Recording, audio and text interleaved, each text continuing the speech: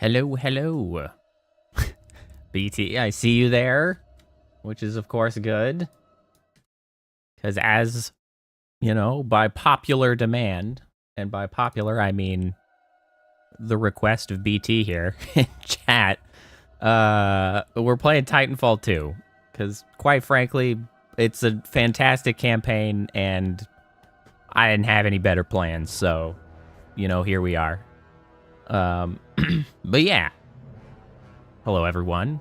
I hope everybody had a good Halloween and a spooky season. I realized with the stream starting, I was like, oh, I guess I should probably switch off of the, you know, the spooky Halloween-ish themed stream starting screen. I guess I should switch off that to something more, I don't know, universal. But, you know, well, one extra day never hurt anybody, I guess. But yeah. Hope everybody's having a good week. We had a bunch of people come by. A friend family. It's a family friend, but also a friend family.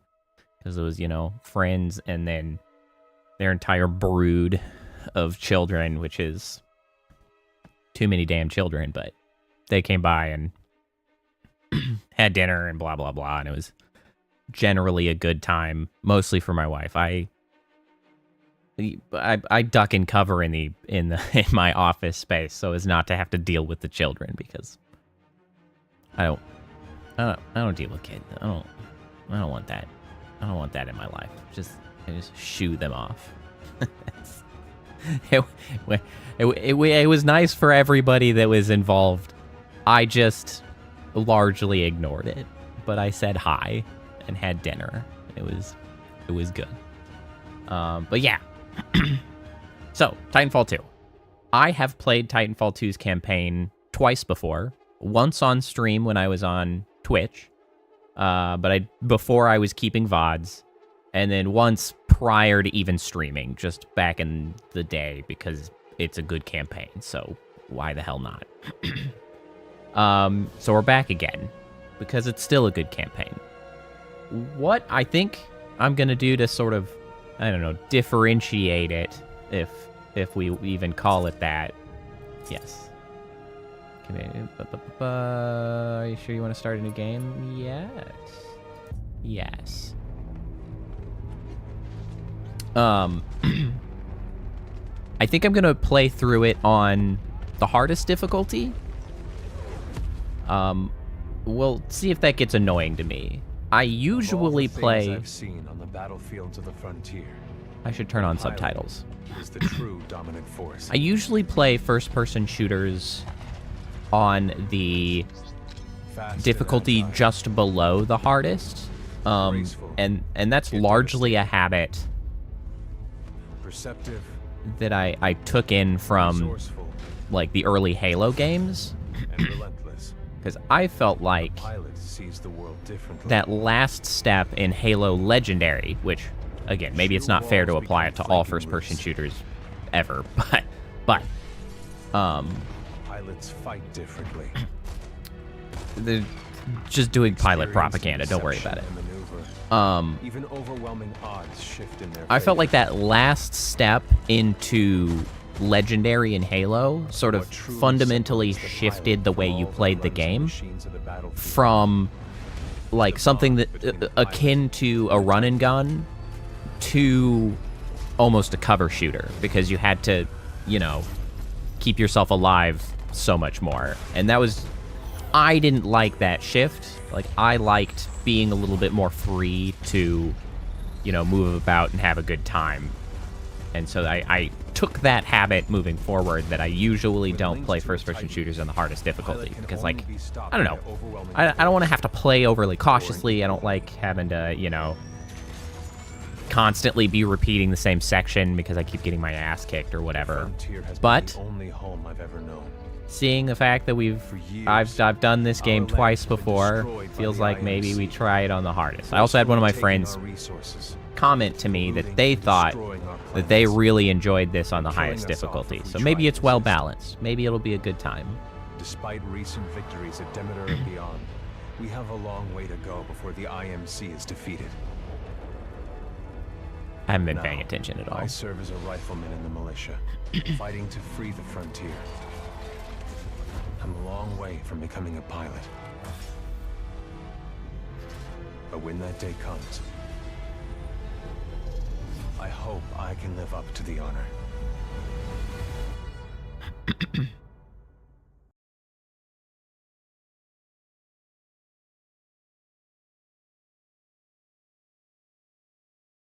I'll check if I can get the subtitles going. Right? It's one of those things that you see and then you skip or never go back to the campaign or whatever. I don't know. I like the cinematics. They're pretty good. Even if I do talk over them.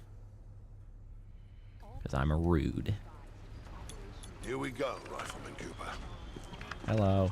Oh, hell. Shit must have power Sensitivity seems a little high. We'll have to recalibrate Maybe not. it. Maybe it's just because I can't actually move around right now.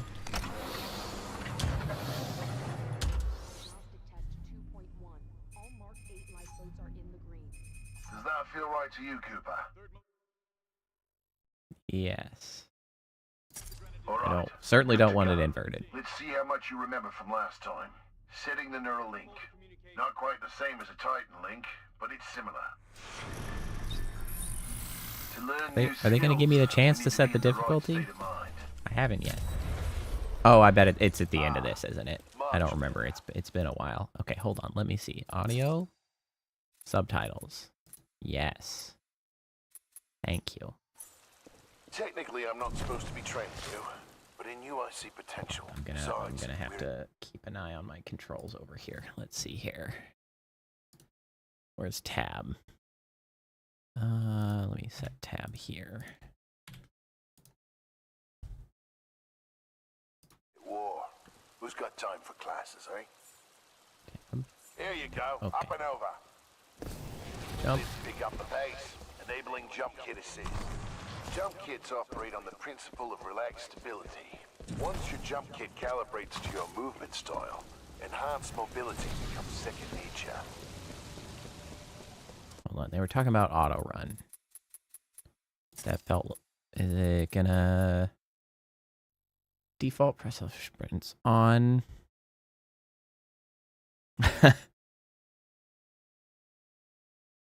This game's very meaningful to you, huh, BT? What makes it so, I don't know, like, impactful to you? Always sprint when you move forward. I definitely don't want that. I would rather it, man, I want it to just start sprinting if I was sprinting before I jump. That's what I want. Inspired by my home planet of Harmony. Why have you done Make sure this? your jump kit is primed. Basic wall run here. Give it a try. There we go. Good. Now you're moving. Under here. Stay low. Simple double First jump. PlayStation 4 game, Follow huh? the ghost. We've retaken over a quarter of frontier space since the battle. Trying to think.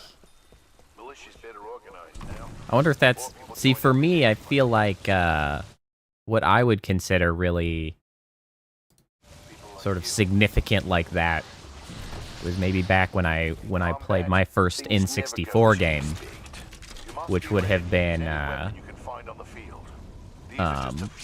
you know, Super Mario World. That was like...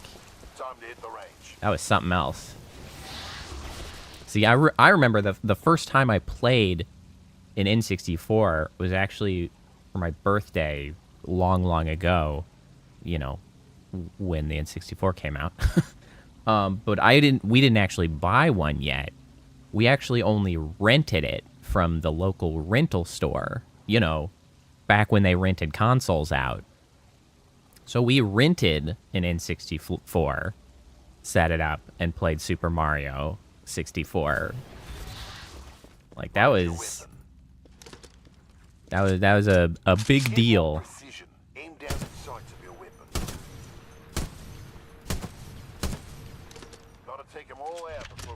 Yeah, that sensitivity feels ever so slightly too high.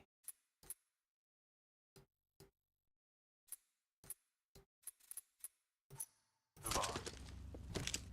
Good. Practice more if you want. Then get to the gun.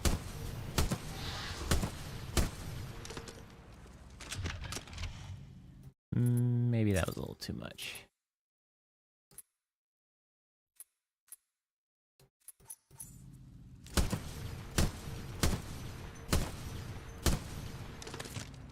Well, we will adapt.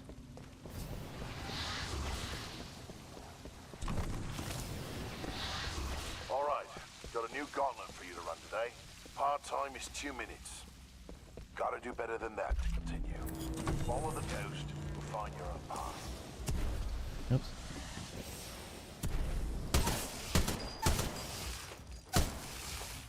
Pilots have to strike a balance in combat. Speed is paramount, but you must also hit your targets. The gauntlet is where we practice those skills until they're second to none. Wow, those are some terrible freaking shots.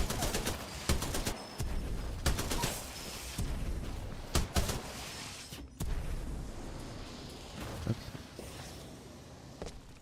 I'm not all that good at wall running.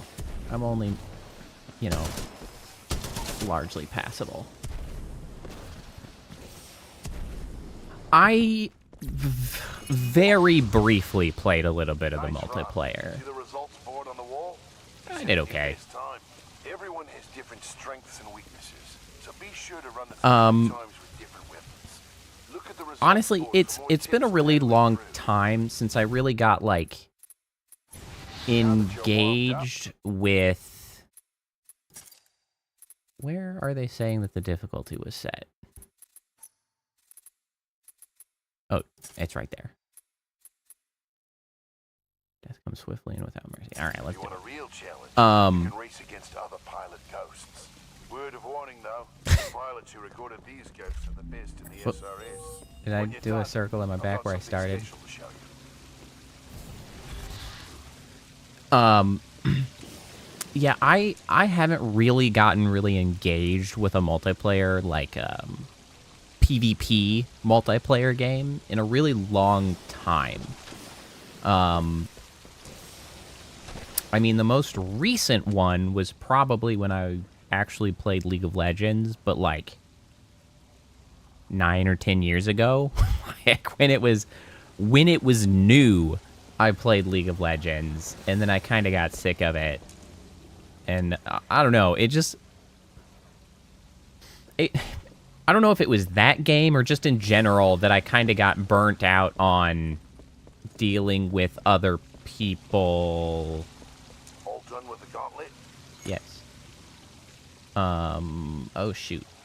Hold on. I gotta figure out where X and V are. X, and we'll put V here.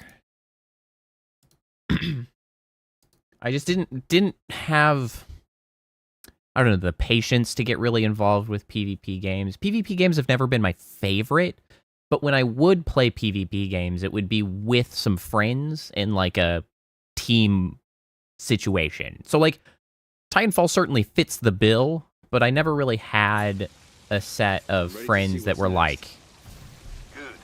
You're gonna like this. jumping into stuff like this, and so I sort of fell out of PvP games after League of Legends. Aren't pilots the only ones allowed to do that? Which is a shame, because this game would probably be really good. We're gonna need a little more space. Exactly. My patience for that sort of shit went way down as I got older, and I was like, I don't need to deal with this dumbass nonsense. Like, I'll just go do something more interesting. Whoops. Calling your first Titan.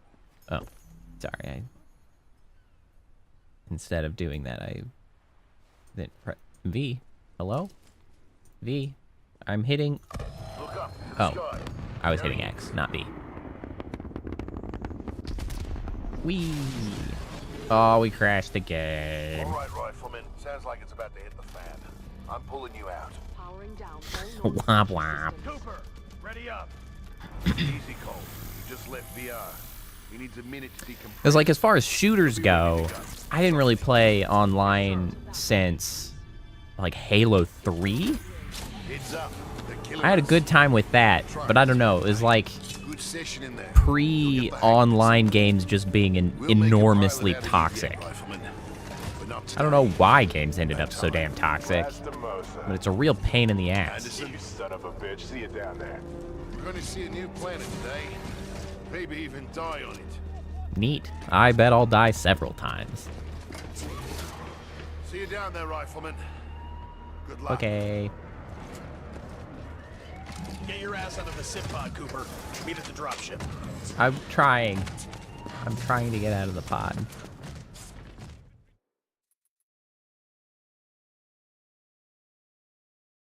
Yes, yes. Onward and upward.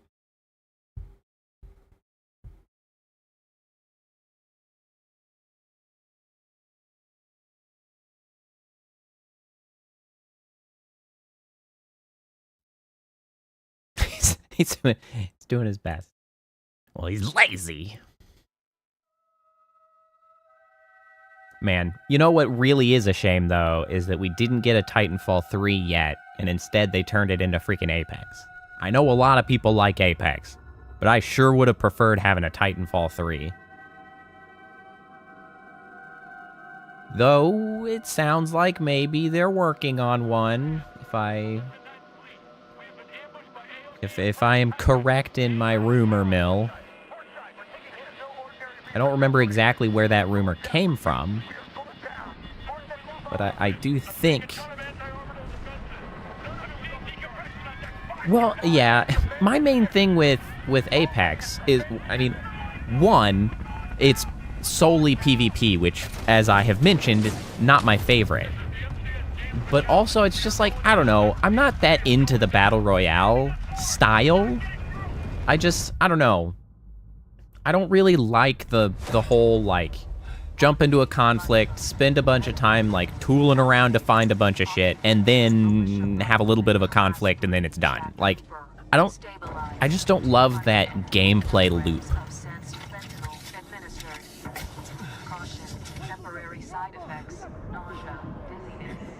But, you know, at the very least, it seems like the, that as, like, the hot shit is dying down. It is not that every game ever that is coming out has to be or have a battle royale. So I'm glad about that. Hey, Whitney, how's it going? It's been a bit. Welcome, welcome. How are you?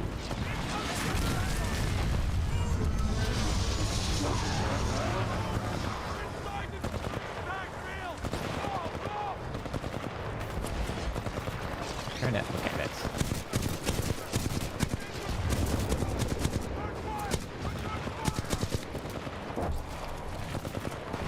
Titanfall 3...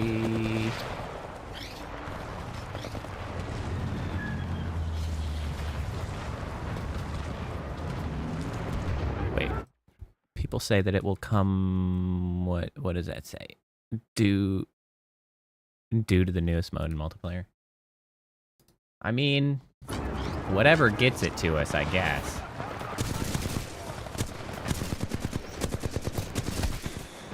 Oh, that's a sudden death. Granted, I was just kind of hanging out and probably in a bad spot.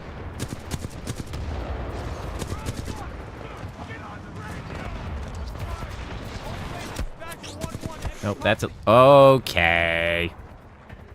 I don't know about this whole master difficulty thing. It's another one of those situations where we've turned into a cover shooter.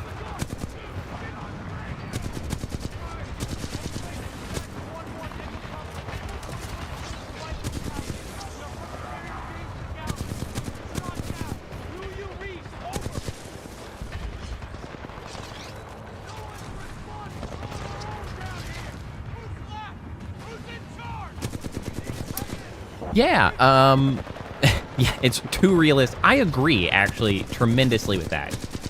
And I will revisit that after I have answered Whitney's question of what did I do for Halloween. So honestly, I didn't do too much terribly exciting. We had a family come by last night for dinner and sort of hang out after they went out trick-or-treating. And obviously we had a few trick-or-treaters come by. Honestly, not all that many. It seems like, from what I've seen online, a lot of people are kind of saying that... Oh, I'm sorry, I shot you in the ass. That, like, this year there is a pretty light number of trick-or-treaters across the board. Partially because it was cold as hell, I imagine. I don't remember what any of these guns are.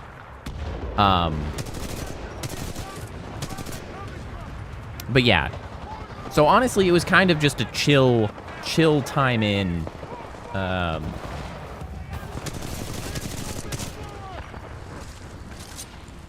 I spent much of my time avoiding the children that came by simply because gross kids. But also there's like too damn many of them. This family has like too damn many kids. It's like infinity kids. I think it's actually like four to five kids, which is too damn many kids. But it was still nice to see them, have dinner, all that stuff.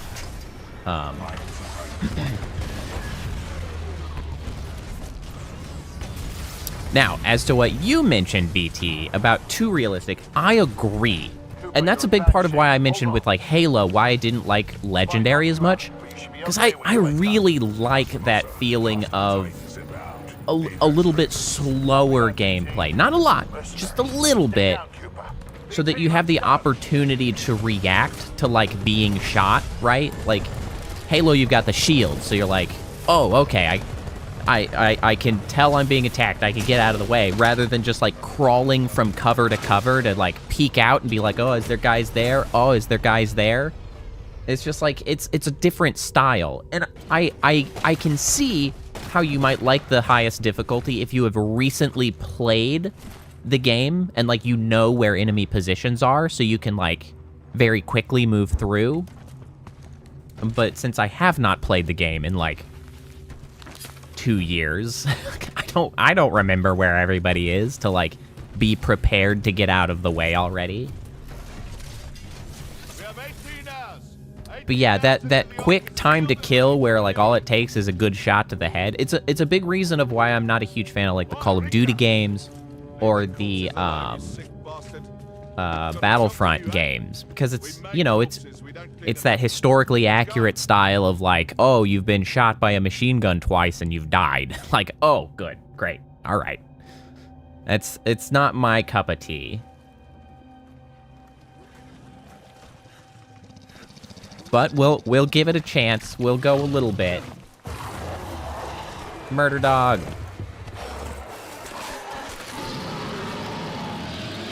Two murder dogs.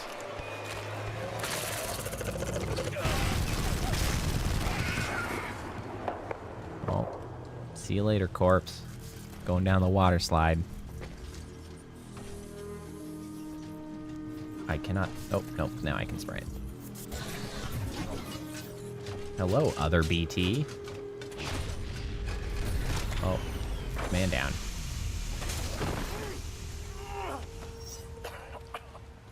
You good, bro? I don't think he's good. BT, transfer authorization to new pilot. Link. Bravo Tango. How, what are you dying from? I don't see any, like, bullet wounds. Why are you dying? Take my Titan. Use my helmet in my jump. I didn't kill him. This is the real thing. Take care of him. You'll never get through a metal detector again. Logbook updated. Okay, thank you. That's very important, apparently.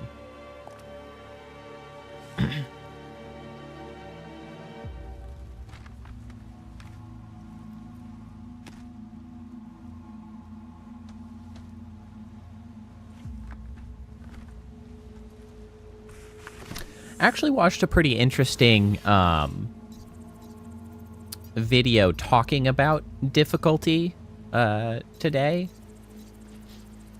It was fairly interesting because it sort of covered a lot of the challenges with getting like difficulty right, and how there's so many potential pitfalls and challenges with it, because like you might try to solve it one way, which introduces other, you know, circumstances. And so, you know, it talked about like the Dark Souls games and adaptive, I guess the Resident Evil games use like an adaptive difficulty, which a lot of people aren't familiar with, and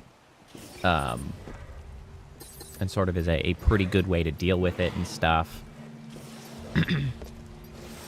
But it was interesting to sort of see, because that's part of the whole thing, right? Is like, what's fun for one is not necessarily fun for another. And the thing about having multiple difficulties is sometimes you can't necessarily tell sort of what the intended experience is.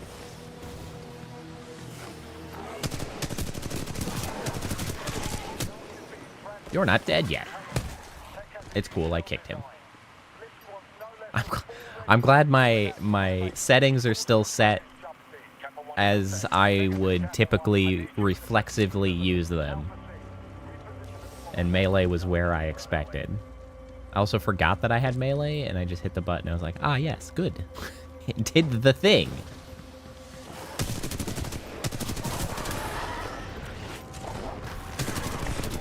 Oh, I'm nearly killed in one shot. This is Captain Cole of the 3rd Militia Grenadiers. Oh, no, not that helmet. Give me that back.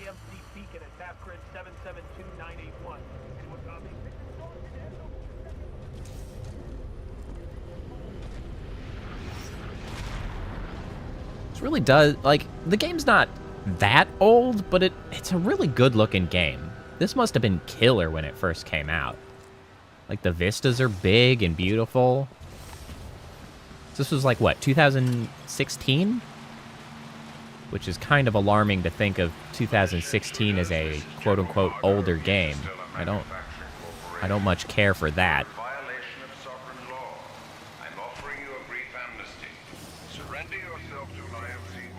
2016 isn't supposed to be an older game. That's supposed to be new games, but it's not. Oh, God. That's just distressing. Time marches on. What are you trying to get? Medal? I don't care who's giving you orders. Bliskin is Mercs, General Marder. Us grunts get paid the same either way.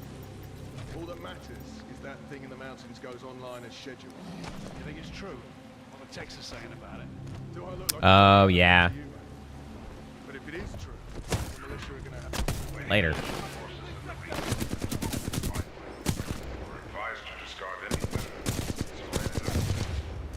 Get out of here.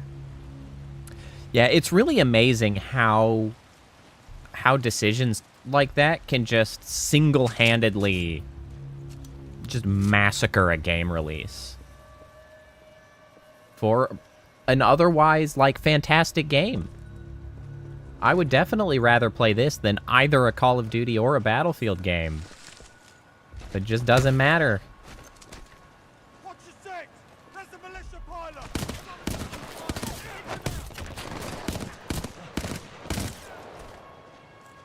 I'm moving around irresponsibly.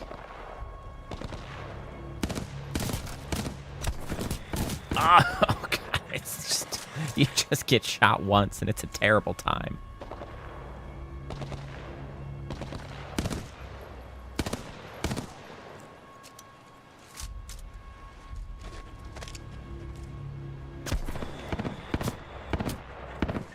I saw him a little too late.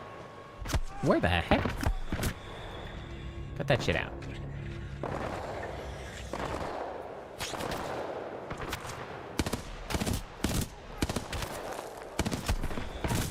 I missed. How much ammo do I have? I'm okay.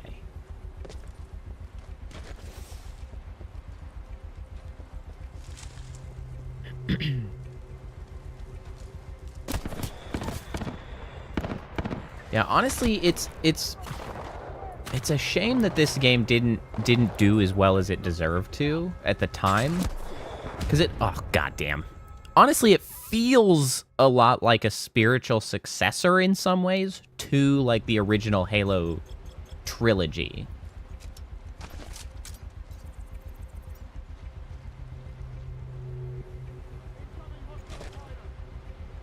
Because it just, I don't know, there's some sort of, like,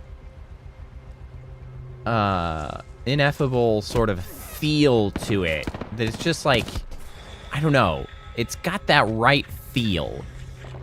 Like, it's got the strong campaign along with strong multiplayer.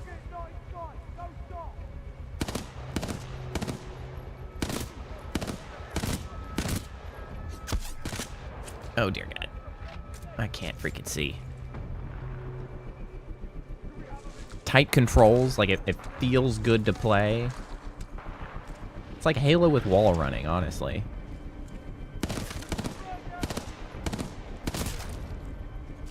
No, thank you. Oh, maybe I should consider using my grenades.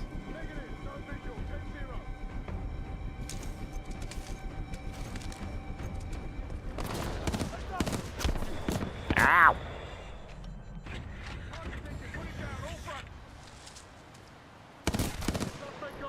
Games that I'm looking forward to. I am actually pretty excited about Space Marine 2. And that's coming out, I guess, late this year. Hello. Ow! Did I just immediately die to that melee? What the junk?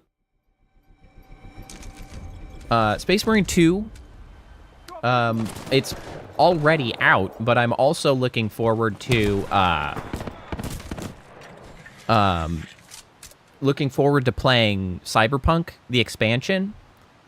That Cyberpunk is a game that I'm looking forward to jumping into on stream, but I didn't want to start it up yet because of the fact that through most of December and early January, I'm on a vacation trip to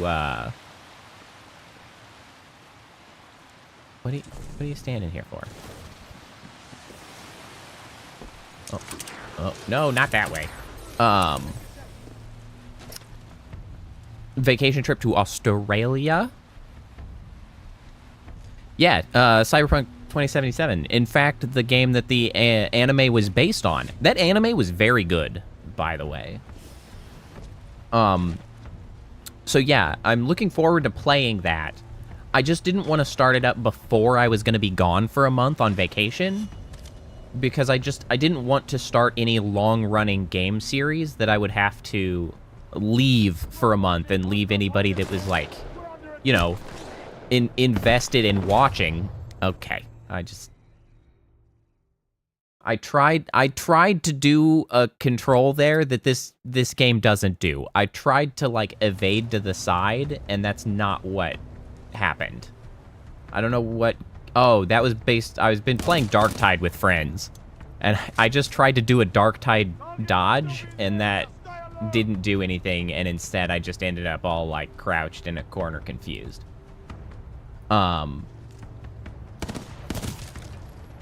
Yeah, so I which is one of the reasons that I did decide to just grab up Titanfall 2 here, because it's a relatively short campaign that I can knock out in probably a week or a little over a week. Because I just, you know, I need some lightweight stuff before I leave for vacation. There's also a few JRPGs that are already out, but I'm still kind of looking forward to playing on stream, which is like Chained Echoes and Sea of Stars.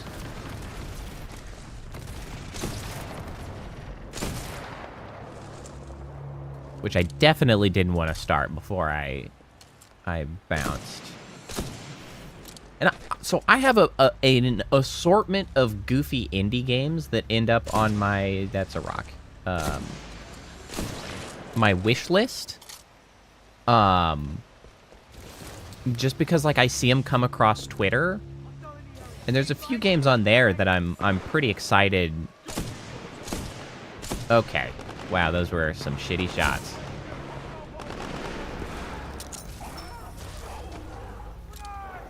A few of those that I'm looking forward to. One of them is called Outpost Infinity Siege, which looks like a really cool co-op, like wave-based siege defense game, which I'm looking forward to. Sadly, I don't really have a good circle of people to play that on stream with, which is a shame. It's been an ongoing problem of me freaking finding streamers to play first-person shooters with. I'm about to run out of ammo on this. Oh, it's fine. I found more. But it looks pretty cool, especially because it is, it looks to be heavily inspired by, very specifically, the city defense in the second Matrix movie. Very specifically that one scene, because you're fighting, like, big flying hordes of AI robot guys, not unlike the squid dudes in the Matrix that is defended against. But that one looks cool because you get to do whole, like, base building things. So you've got, like, freaking howitzers that you're building and mechs that you can call in, and then you defend your stuff. And then at some point you have to go out and do resource gathering. It looks very cool. I'm really looking forward to that. I'm not sure how best I'm going to find people to play it with, but I will cross that bridge when I come to it.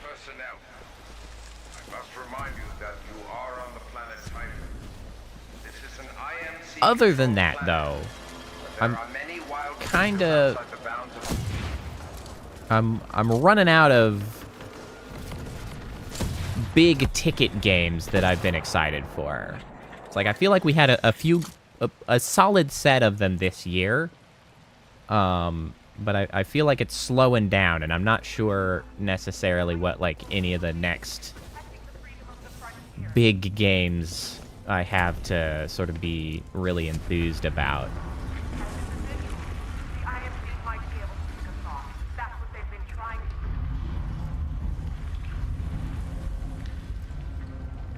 Let's see. I feel like is there a hidden thing?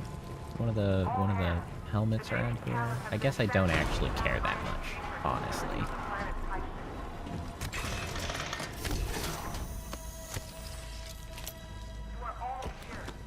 I mean, Baldur's Gate 3 we had come out this year. I have yet to actually sit down and really get into Baldur's Gate 3. That's one of those games where I feel like I should play with some friends as well. Because fiddling about with, like, the whole party and setting things up before every encounter to make it easier is kind of... has not been what I've wanted to do lately, which is why I didn't get into... Oh, you're not dead. I haven't gotten into Baldur's Gate 3. I have Baldur's Gate 3. I just haven't, like, dove in. Probably didn't need to kill that guy, but it's a matter of principle at this point. Vanguard class Titan. These things are rare. We should sell it.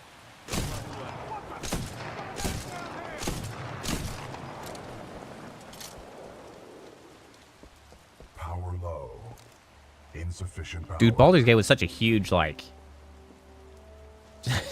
just a huge thing. I really liked Divinity Original Sin 2 that Larian Studios made before the Baldur's Gate 3. Ocular system online. Which is why I know I need to get into Baldur's Gate 3 at some point. Yeah. But Who are you? I am BT But maybe later, I don't know. 7274, a Vanguard-class Titan of the Militia SRS, Marauder Corps. You may call me BT. Hi, BT. BT. Hi, other BT. Got it. It's a freaking BT party up My here. systems are rebooting. Well, yeah, that's That true. will accelerate the process. I will remain here. Well, and I also have to, of course, applaud Baldur's Gate 3 for just being a good game, like, unmitigated. There's no, like, oh, but the monetization. Nope. None of that. It's like, oh, but this, or oh, the publisher, oh, the battle pass, oh, the blah, blah, blah. And, like, nope. It's just a good-ass, finished-ass game. Like, they just put it out as good. And everybody, like, unequivocally is like, nah, man, that's a good-ass game. And then, of course, all of the shitty publishers had to, like, crap their pants and cry for a while about how, like, no, you can't expect this kind of quality all the time. It's not our job to put out good games. That's not a thing we do. You shouldn't expect it. I'm like, okay, man. Yeah, right.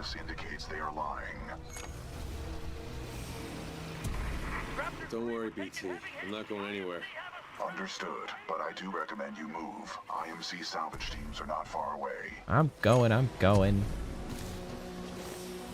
I literally just moving. said that, Be careful, actually. pilot.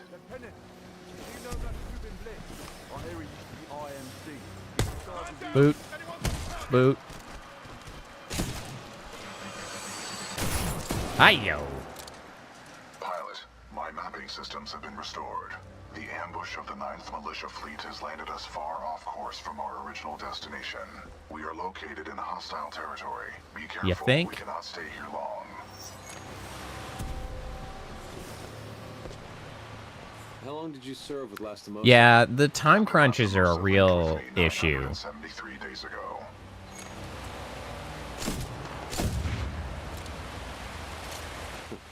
That's longer than any relationship I've had. Well, and that, I feel like, is one of the reasons that Baldur's Gate ended up being as good as it is. While I don't know that there was no crunch, at the very least, they didn't have a publisher, like, breathing down their neck to, like, get it out definitely by this time and just screwing up the schedule. And, like, that's worth a lot. Like, just do it right.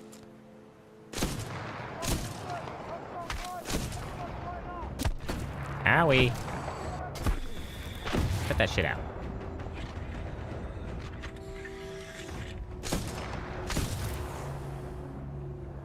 I can toggle the zoom. I didn't know that.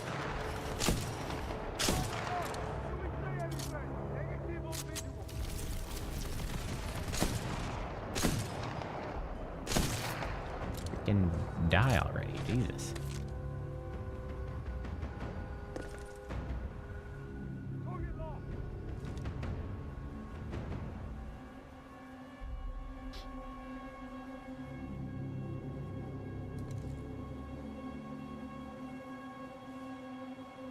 Yeah, you know, another game that I'm actually kind of excited about, but I don't want to be too excited about, are the various Final Fantasy VII remakes. I haven't played any of them because I didn't want to jump on the first one simply because none of, like, I knew it was supposed to be like a trilogy, and I didn't want to play the first one when the others were not out yet. So I'm looking forward to those being more out and then also being on PC. Okay, so those are some shitty shots.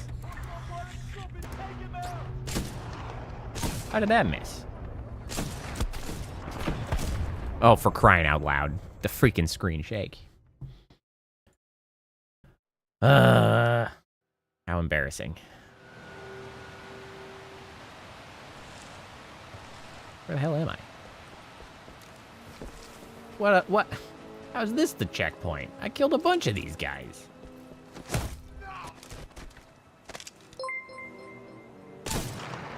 What the heck, a notification? Those never work. Hey, thanks, Mario, for the subscription. Those never work on YouTube. How exciting. I love when that happens.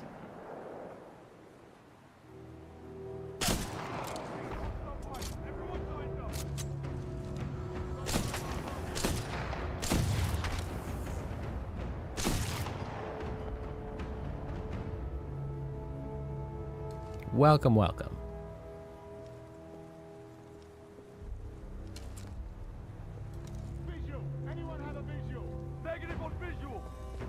You know, on the subject of the Final Fantasy VII remakes, actually, now that they've kind of had a chance to sort of stew and, be out and have, proven the value of at least the first one. I don't remember if the second one's out or not on PlayStation. Okay, where the hell? All right, let's reposition, I guess. Oh, that's not a guy. That's a terminal.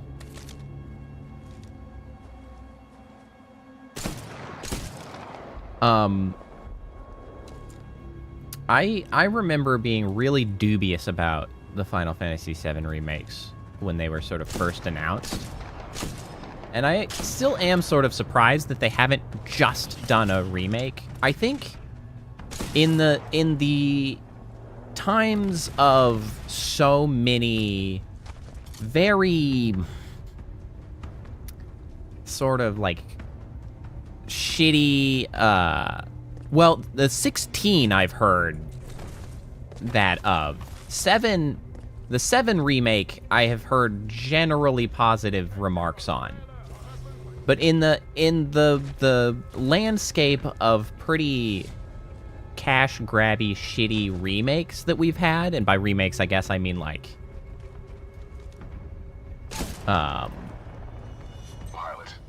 not remade, but rather just refreshed or graphical update or whatever, I can kind of appreciate that they went with a route that actually made the new...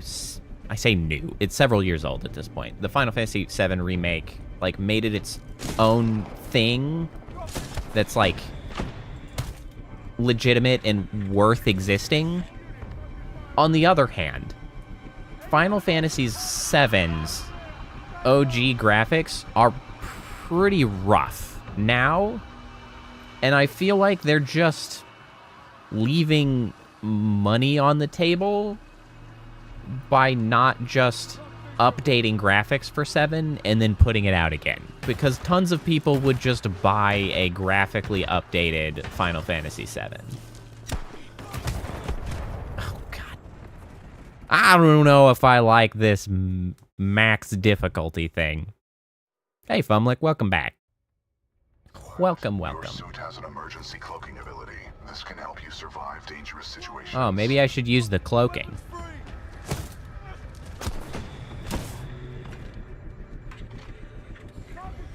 Oh, the Final Fantasy VII point? Oh, yeah. I stand by that one. Because I feel like both of them could exist. Like, the remakes are interesting in their own right, and I respect that they made something that's, like, worthwhile. However, I kind of like to just have 7 as, like, a modern graphics thing. Guys, just, yeah, he's just chilling, man. He's just having a good time there. What are you shooting at, my man? Apparently me, actually. Turns out. I missed. I'm so disappointed in myself. Who the heck? Floaty bastard. Alright. Yeah, the FF7, just like do an HD update. The thing about FF7 is like, it doesn't even need to be that much. Like, if my dudes just did not have the old, like, triangle arms, Suit has an and emergency up-res continuity. This can help the you survive the backgrounds situation. just like a little bit is all that it would take. It would not take a tremendous amount.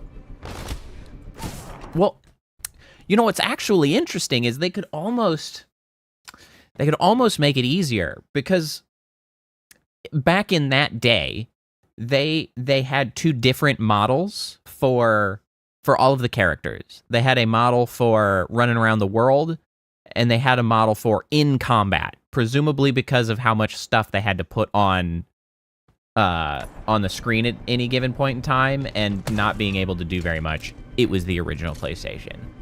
But like, now they only have to like update the models once and just make them better. Yeah, hold on, let me pull them up, because I'll show you, for those who aren't familiar with Final Fantasy VII graphics. FF7 Cloud. We'll look at good old Cloud Strife, right? Hold on. Now I gotta, like, PlayStation. Original PlayStation. FF7 Cloud. Search. Thank you. Whew. Ooh, it's rough. Oh, it's rough. Okay, let me, we're gonna, let me pull this up. Over to the desktop.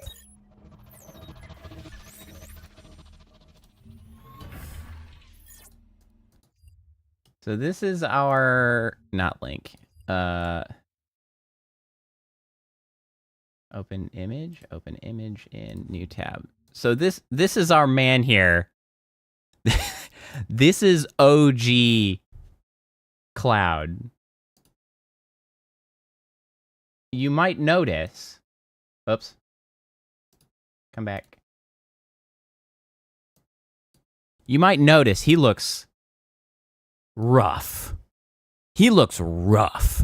Like, this is, however, world map OG Cloud.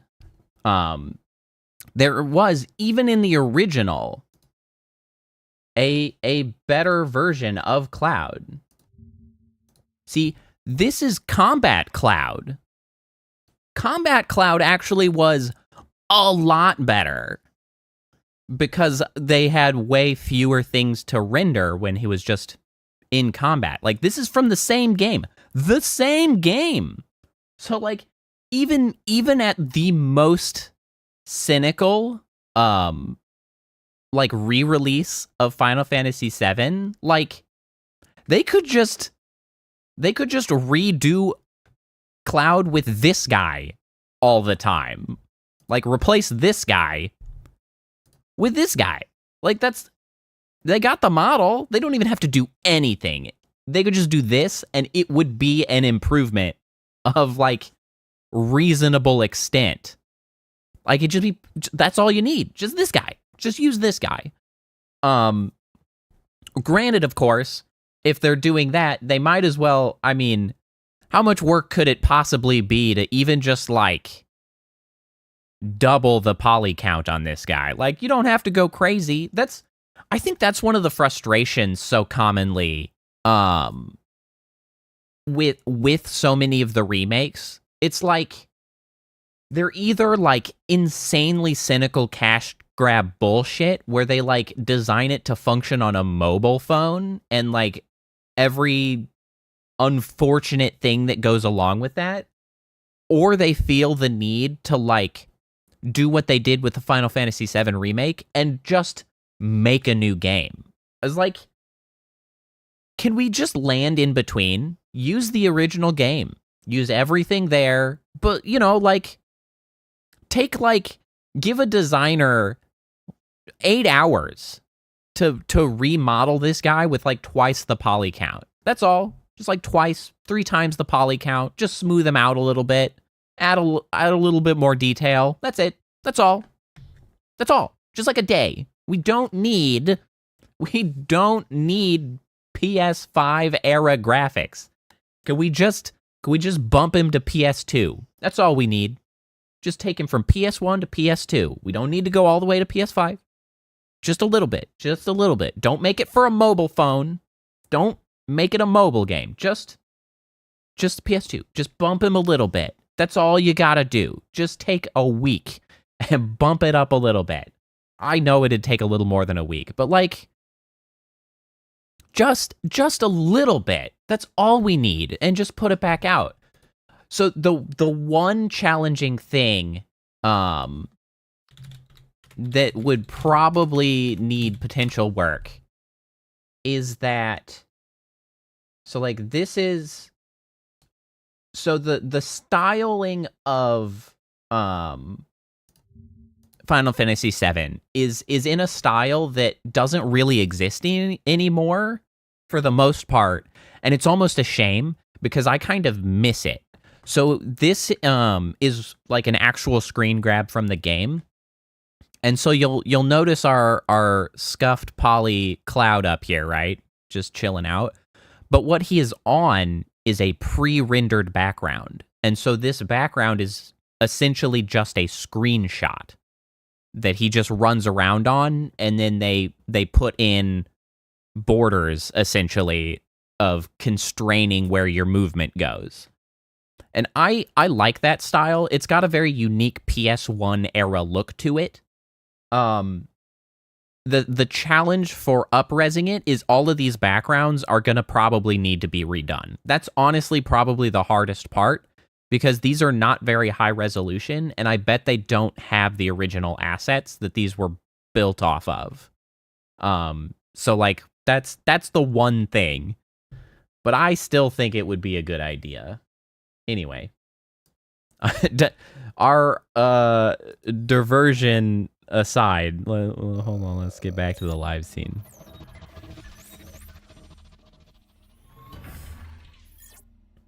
I remember seeing like one recent game done with the pre-rendered background style, and I just kind of miss it. It's got a whole ass vibe that I just kind of like.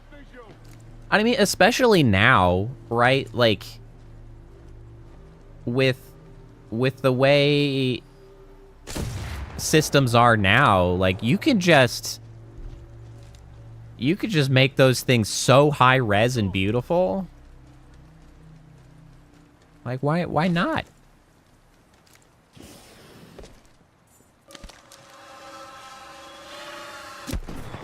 I've been killed again.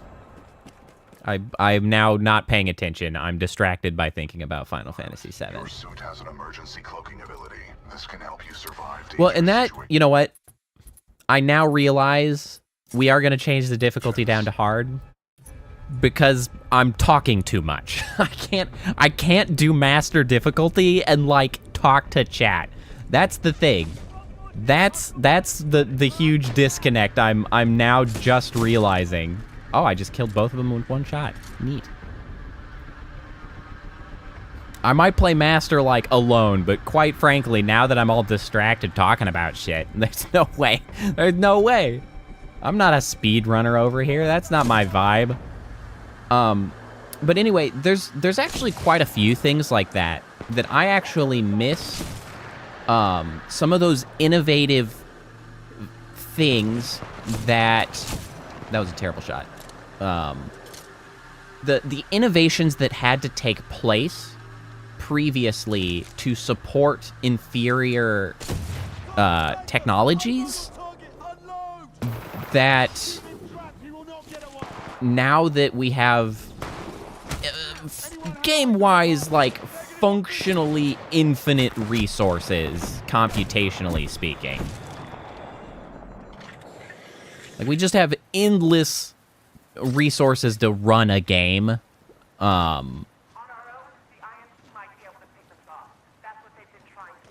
That it's unfortunate that there's very little innovation that has to take place to solve problems and create, like, something interesting. Yeah, the old horror stuff that was done more practically is a good example of the same sort of thing. But, like, Silent Hill is always my go-to example, right?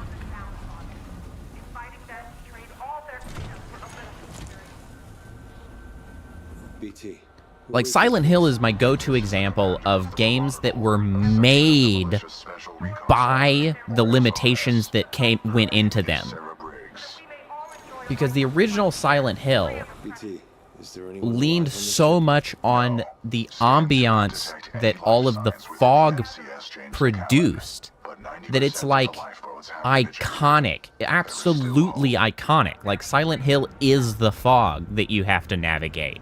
Without it, like, it's just Resident Evil or whatever.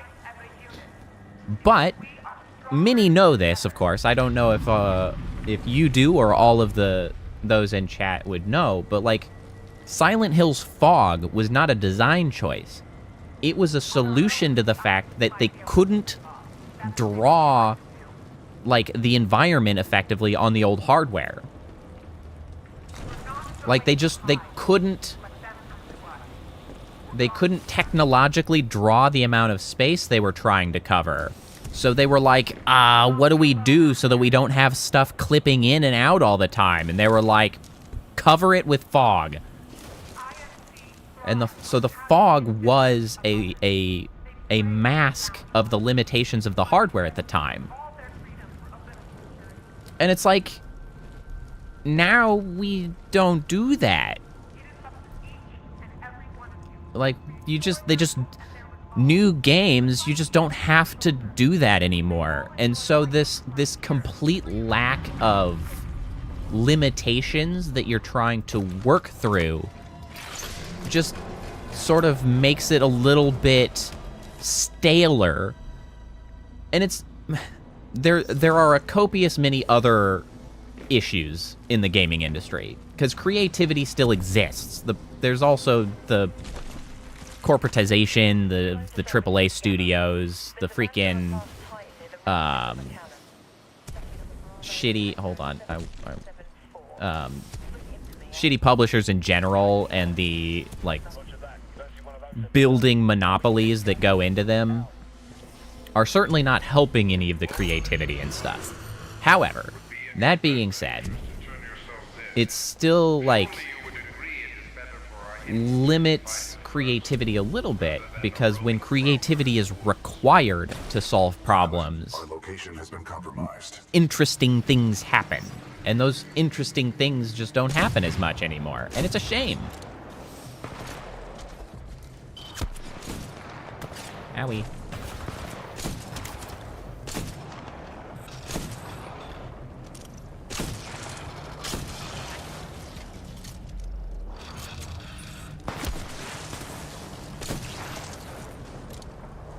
Similarly, actually, Enemy reinforcements will be on their way. We must complete the neural link immediately. Please similarly, some things, sort of like iconic cult game things, power at full capacity. are also a little bit limited in the fact that all games Pilot, get we must patched establish now, a neural right? link in order to proceed. With all games being Please embark when connected to the internet and, you know, able to be fixed after the fact, there are, you know, maybe it's an overall net positive that, like, there are no just objectively broken games that you just like, yeah, you can't finish that game because, well, it was janky when it released and there's no fixing that. While, you know, that's good. neural link established. We also don't get the things like, You are now the most famous example in my mind is the original Pokemon Missing No, right? Protocol 2. The Uphold the mission. Missing No Orders are to resume Pokemon special operation that 217. existed because of a bug that would have inevitably been patched out if it was online. Incoming enemy forces. But, like, Protocol 3. now it's a whole thing. Like, Missing No is, like, Initializing critical a systems. thing. People know about Missing No. Vortex shield online. The vortex shield catches incoming rounds and missiles. Release the And button it's, to launch any you know, captured it's a objects shame back that at that's the not enemy. something that can, you know, happen like it used to.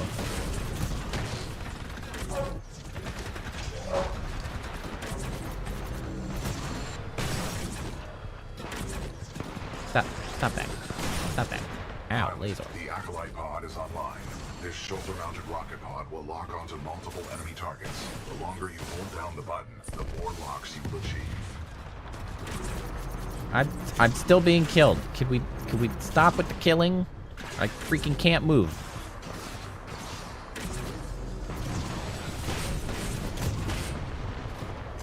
Get that shit out. That's punch. Neuralink Jesus. complete. Primary weapon control and motion link reestablished. Thank you. Give me a freaking gun, man. Pilot, enemy Titanfall detected. Also, but Titanfall. Yeah, right. Our way to safety. Get ready. You sure about this? I mean, Titanfall's Trust great. me.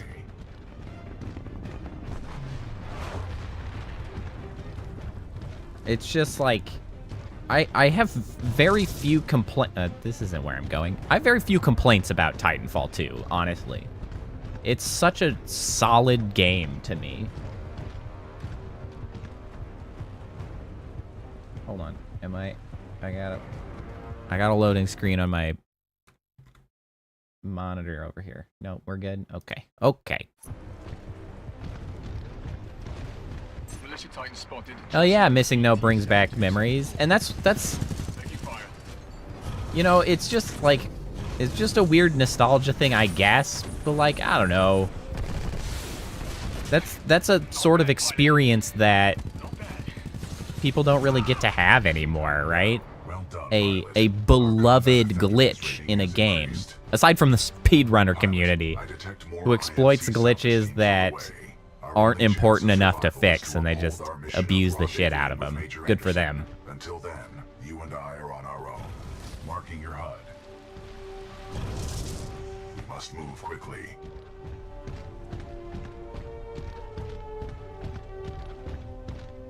I don't know.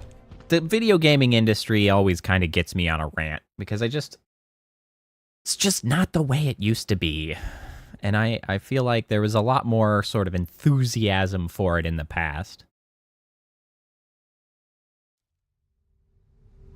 'Cause I kind of miss, you know, lining up outside of the local GameStop or whatever for that midnight release of a game. We will have to improvise and adapt if we wish to survive.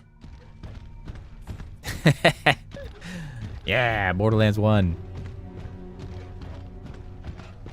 Oh, Borderlands. I liked Borderlands, and then it kind of got annoying, which is a shame. Got a friendly Vanguard class Titan. That BT? Good to see you, Captain. Ah. We could use some help. Enemy Titan spotted. Alright. Launch and engage.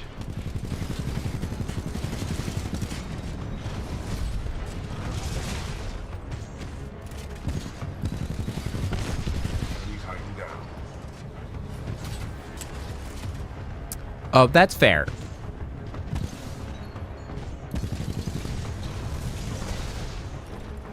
Yeah, well, accessibility has just been a very underserved part of gaming for a really long time.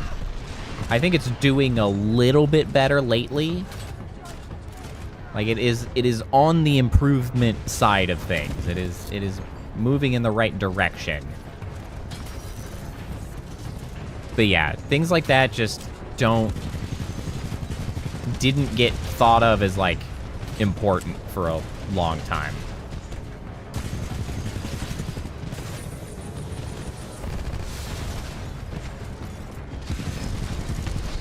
Enemy Titan down.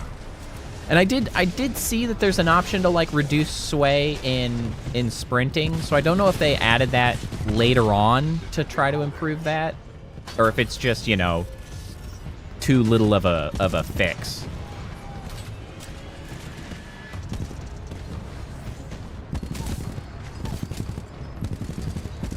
Man, I sure do love mowing guys down. You know what? Taken out of context, that's not an ideal thing to say, but you know what? Being a giant mech, just running over regular-ass troops, I love it. Punch that guy. Screw you. Oh, you know what? Speaking of mowing large groups of things down in just a rip-roaring time, that is another game that I'm excited about, is the EDF 6. I was pleased to see that it is coming out to the PC next year, which I'm very excited about. I really like the EDF games.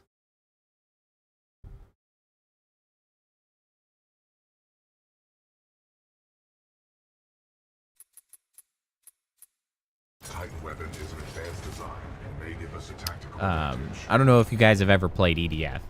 Earth Defense Force, or Great. EDF as it's called. 4 and 5 were kind of the big ones in the West. With advanced Titan weaponry, they will be most beneficial to our success. Dude, motion blur is the bane. I don't know why. I don't know why game studios just constantly persist in making motion blur the default, but just please stop.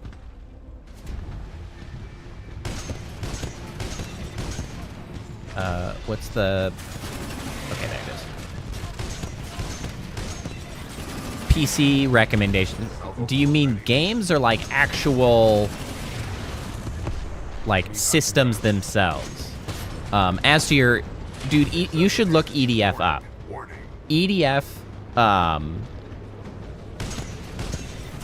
EDF is B-movie in game form. Like, it is just a goofy-ass game that is wholly dedicated to being just fun. Which is really, really awesome. Systems. So that is that is a little bit of a challenge, simply because I build my systems from scratch. So I don't buy pre-built stuff generally. So I can sort of give advice on some things, but generally, you know, buying individual systems, I can't speak too directly on. What I can say is that, generally speaking, if you're searching for systems, there's some YouTube channels that can be really, really helpful. Like Gamers Nexus. Gamers Nexus is a super useful site to go to.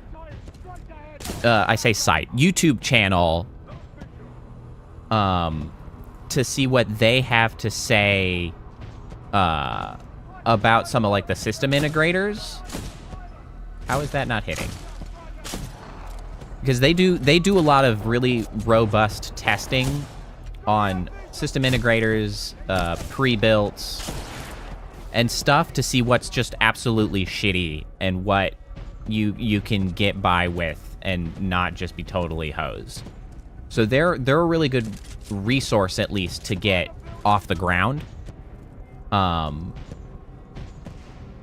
Far more than I can, you know, speak on in such a brief period of time.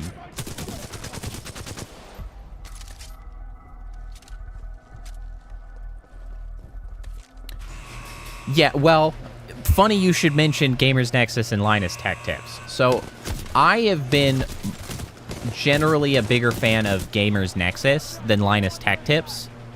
And with Linus Tech Tips, they have gotten into a bit of a... feud, not a feud. They've gotten into some hot water for sort of giving shitty recommendations and just kind of being a shitty studio of stuff. So I'm not too keen on Linus Tech Tips at the moment, but Gamers Nexus I would definitely suggest checking out.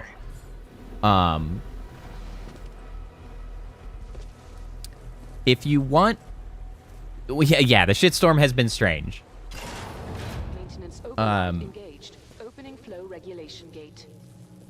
Generally speaking, right now, though it's ever changing, right now I would recommend looking into the as far as a CPU, it would be one of the AMD something X 3D chips. Split up. Because you've got, you know, their blah blah blah X series, and you've got like blah blah blah X 3D. And the 3D are the best gaming chips on the market right now, as far as CPUs are concerned. So that's a sort of good place to start, is trying to find one of those. I am tracking your location. Recommend you seek an exit. Yeah, that's largely been my view on it. From like Linus Tech Tips was kind of fun. Like, I liked some of the stuff they did, but then they got like real corporate and like, I don't know, a little less reliable. And Gamers Nexus is like rock solid in their gaming journalism and their system journalism, which I appreciate greatly. But the AMD X3Ds are really, really, really good What we have here, on the front of the CPU. GPUs get a little bit more complicated because it depends heavily on your needs. Who was that? Accessing files. Kane, a mercenary commonly affiliated with the Apex Predators. Yeah, that's the thing. Like, Linus Tech Tips, I feel like, was really good for entertainment. Like, they had really good entertaining content that they were putting out. But then they sort of tried to be the hard-hitting style journalism stuff for games that, like, Gamers Nexus does, but, like, they just weren't as good at it. It was like, they just needed to stick with the fun.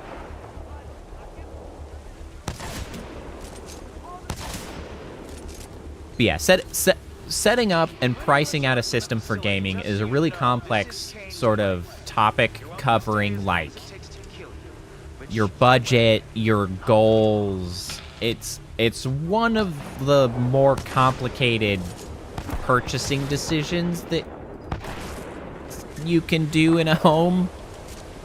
It's not as high stakes because it's not as expensive, but honestly, in complexity, I put it kind of up there with like trying to decide on buying a car. It's like, again, lower impact. It's just a few $1,000s, not like $30,000 to $40,000. But like, getting the right one is complicated because it's a lot of interconnected parts that all sort of impact. Pilot, I'm detecting friendly militia forces. What the along your heck? path. Oh, you know what? Assistance. I have replaced the wrong weapon at some point. Give me this. There we go. I've been running with a single lonely weapon for no apparent reason. Well, and of course, the fact that computers are so complicated is, of course, one of the reasons that I love them so much, and that I like building them and, like, you know, dealing with them. I am thus far sort of waiting on upgrading mine. I'm looking forward to getting the opportunity to do so. No. People generally do not spend $40,000 on PCs. I was referring to $40,000 on, like, a car. Cars cost, like, $40,000. PCs only cost up to a couple or a few thousand. However, despite the fact that they are of very different costs, they still have similar sort of complexity in their buying decisions.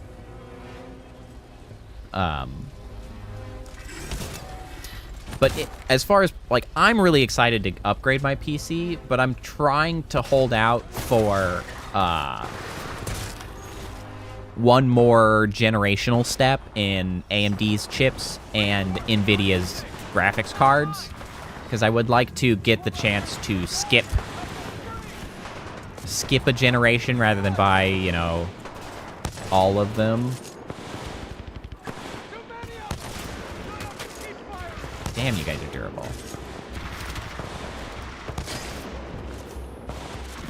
Yeah, no worries, Whitney. Yeah, I'm really looking forward to getting a chance to upgrade it. And I actually think this will be one of the few times that I will have to build it fully. Like, I will be able to reuse no parts from my current PC. A big part of that, of course, is because AMD's CPUs have updated to require a new socket type. So you can't use the same motherboard, thus, you know, you'd have to swap everything out into a new case, so you might as well get a new case, blah, blah, blah, blah, complicated. But the important thing is this will be one of the first times that I will maintain my current PC as just a second PC, which means I'm really excited to get the chance whenever I do build my new PC, I'll have the chance to actually stream building the new PC, which I'm really looking forward to doing. Because I like building PCs, and so I'm really looking forward to get the chance to stream doing that. Attention, there is a deceased prowler in subjunction 3A, requesting immediate removal. But yeah, the socket type, like, those are the things that are really good reasons for people who are not as invested in, like, keeping up with and being really immersed in PC, like, hardware and stuff. All of those little sockets and stuff, like, I know anybody can build a PC. But it's a good reason why, like, somebody casual, I'm like, you know, it's okay to go buy a PC from a system integrator. I know a lot of, like, hardcore, mostly teenage, try-hard gamers and PC enthusiasts are like, no, you just gotta build your own. Build your own. You gotta build your own. Don't let anybody build your... Like, nah, man. It's best to build your own, but not everybody's gonna want to sit down. It can be complicated. You gotta figure out your... I don't know, I'm just yelling at BT now. You gotta figure out the right socket types to CPUs. You gotta make sure you're getting the right type of RAM. You've got the qualified vendor lists for the motherboards that, you know, even if it's technically the right kind of RAM, you might actually run into the problem where, oh, well, sorry, it's not actually supported because the timings are just a little bit off or whatever, and, like, shit gets complicated. And that's not for everybody. Like, and it's okay for that not to be for everybody. There are too many people who like to shame in the gaming community for people who don't build their own PCs. It's okay to not build your own PC. I would encourage people that are on the fence and are just like, I don't know if I can. Like, you can. Everybody can. It'll just take a little bit of, like, research and effort. And if you want to, you can do it. But when people get, like, super anxious and are really nervous about it, like, don't force yourself to do it. You don't have to. But I sure do love building PCs. Problem is, I got so good at it, and, like, and parts got so much more reliable, I haven't had to build anybody a PC in a long time, because, like, you know, I built my parents' PC, I built my sister's PC, I build PCs for the people around me, and they just keep working years later. I'm like, oh, man, I haven't gotten the chance to build a computer in a couple years.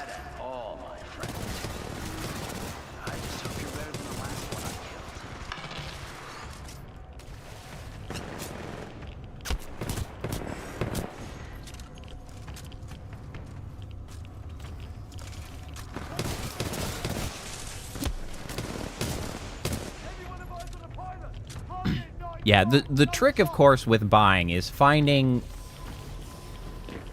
somebody that's putting out computers that are, like, good and properly built.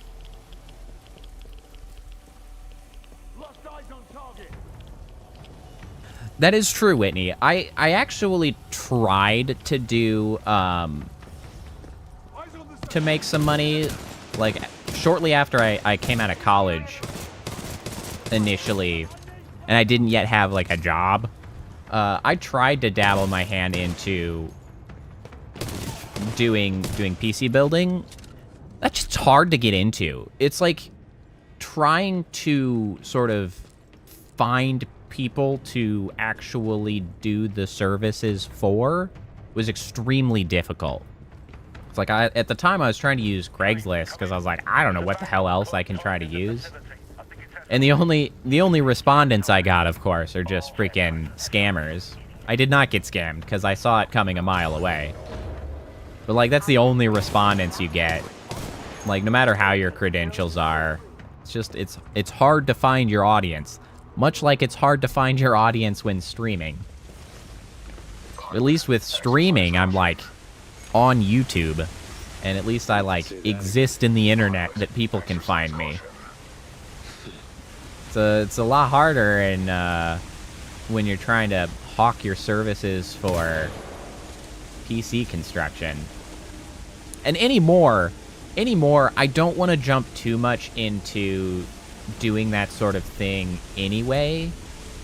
Now that I do have a functioning career, because it's similar to what similar to the reason that I don't really want to.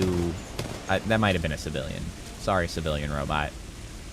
Take too many or really any commissions for like 3D models or anything. Mainly because I don't really want to have to deal with the sort of afterwards customer care, right? Like, no matter how many terms of services you write that's like, sold as is, once you get it, freaking deal with it. Like, I'm too much of like a problem solver that if somebody comes back to me and is like, hey, I'm having this issue, like, one, you want to make sure what you put out was good, right? You don't want to leave something shitty out there that you put your name on.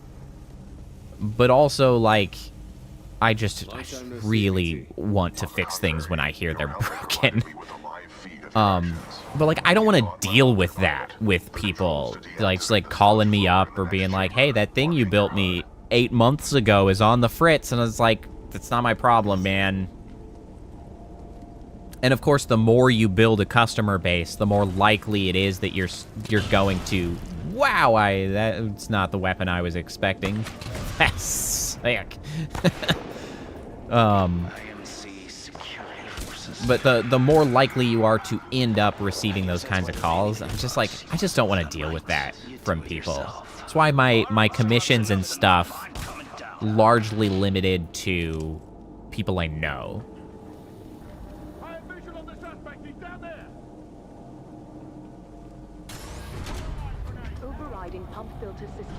Genres do I play? I play a lot of... I like playing roguelikes. I like playing Souls games a lot. I play JRPGs. I play like some simulation games too. I've been playing City Skylines 2 lately. That's fun. Oh shit, I forgot about this sequence. Oh god. Oh, it's horrible.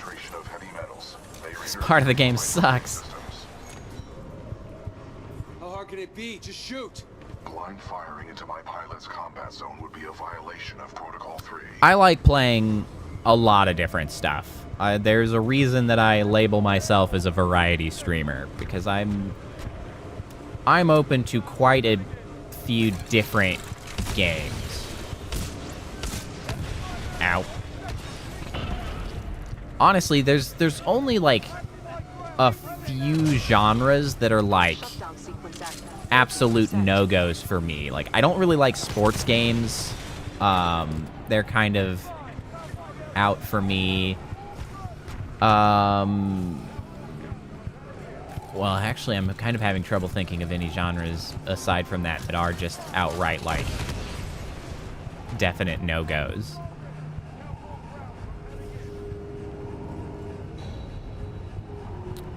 Okay, and on to your question of any coding. I really don't like coding.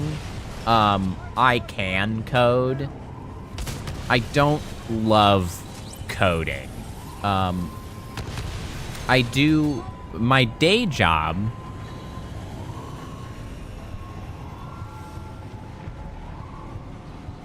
oh, actually, hi, Phantom. Your logo is colored similarly to others who were already in here in chat. I didn't even notice that you were, a new visitor. Or at least new to the day. I can't remember if your name's been here before. Regardless. I was too distracted trying to avoid being murdered. I don't like coding. I do, as far as stream goes, I do occasionally work on my model. Ow, my bones. My model on stream, or do various other Unity-based stuff. Those who have been around a while, maybe not anybody here. I don't know if I've talked about it really since I've been on YouTube. My day job, I work as a software quality engineer, so I work on a development team. I just really don't care for doing the coding myself. It's kind of tedious, and it's not my cup of tea. I'm more interested in the sort of architecture side of things and the larger sort of systems engineering bit, if you will. But I digress. But yeah, as far as like stream goes, I play lots of different games. I do some model work and stuff, because I did make this model myself. I'm also sort of open to other ideas and suggestions when people have good ideas.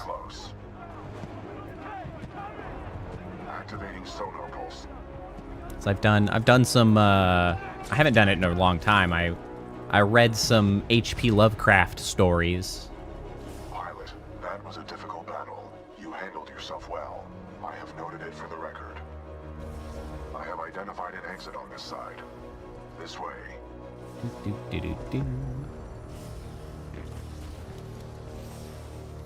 Trying to find stories to read on YouTube is a little bit of a challenge, though, because I've always actually wanted to do a little bit more of like recording of. Yeah, I got another one with the model. The model is, of course. I'm proud of the model. Oh, you know what? On that note, I have a button to show off the model. Here, ta-da! We can take a quick look at the whole ass model. I know. That's the thing. The model was, of course, very carefully designed to be as visually obnoxious as humanly possible. Because whereas mini streamers may try to lure you in with their busty curves and their luscious thighs, I ain't got those. So I have to be obnoxious. I don't have any of the freaking the thighs or the cleavage, so we just gotta be annoying visually. And you know what? It works sometimes. It gets the job done. Thank you. I'm really proud of this model as it has become. Let's get this party started, scrub. You know what? I like that spin on it. We're gonna go with that. We're consistently overwhelming. That's how we roll. Stay out of Cade's thermite reservoir. It causes heavy damage. Orange.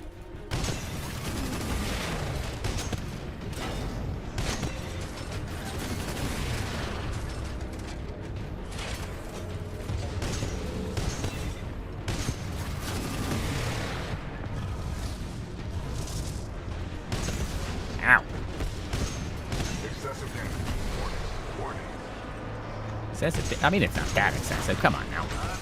Okay, that's excessive. Screw you, bro.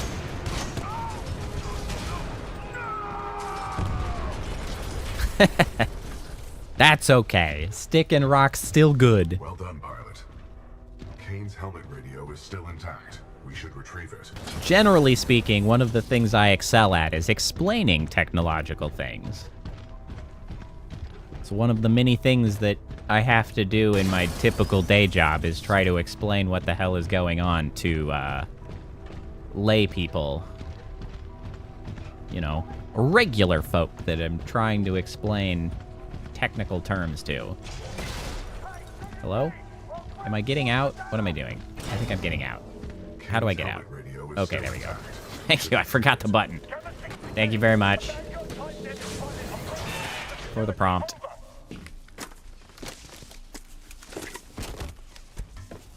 Kane, we need reinforcements in the tunnel. Kane, how copy? Over.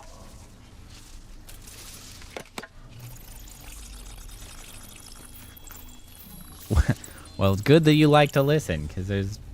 You know what? I talk a lot.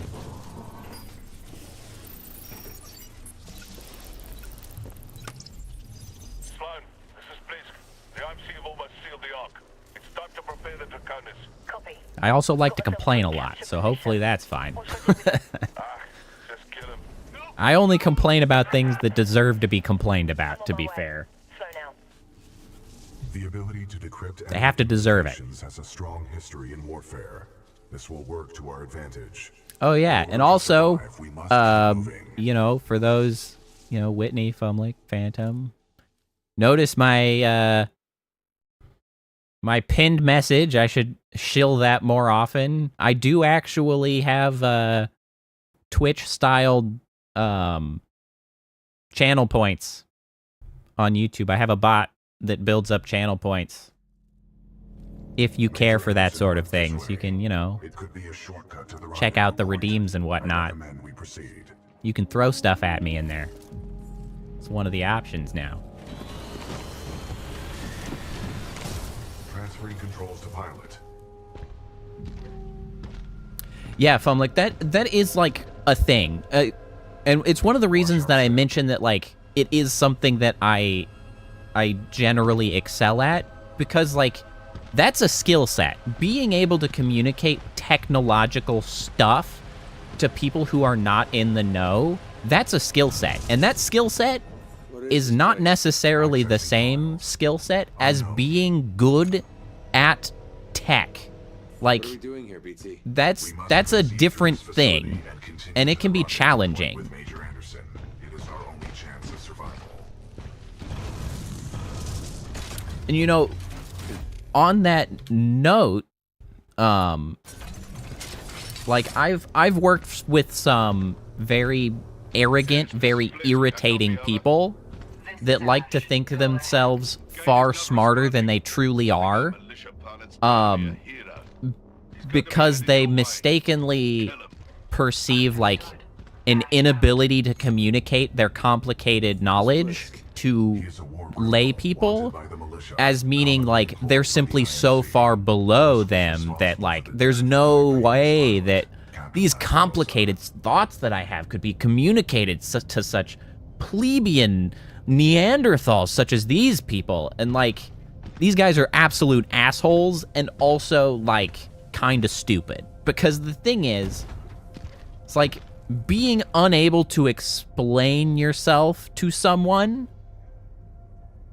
does not make you smarter than them. That means you lack a particular skill. It doesn't make you stupid to lack that skill, but it does make you stupid to not realize that that is a skill that you lack. And it's like, if you struggle with that, that's fine. Just don't think that you are then just better than them because you can't explain yourself. That's a personal failing. Sorry, this is a totally random aside, like, rant, just because, like, God, those people are, like, incredibly insufferable when you come across these people.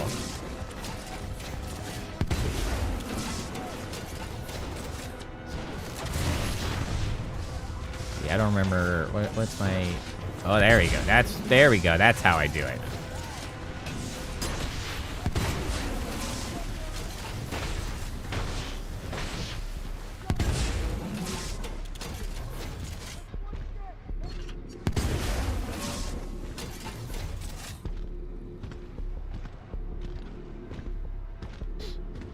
Hey, I'm happy to explain tech things as far as, you know, things that I know. So if you've got questions, by all means. I'll just ramble on about any old thing.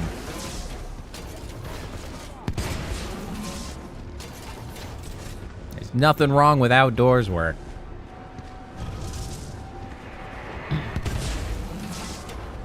I personally wish I had someone to do my outdoors work for me, but my yard is big, and it would cost me so much to pay someone to do my outdoor, like...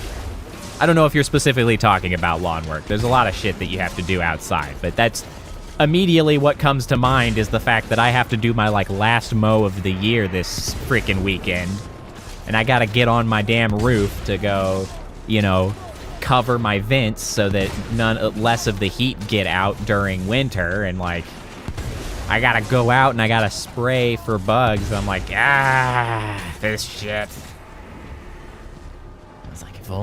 If only it were not so expensive to pay someone to just take care of my shit for me.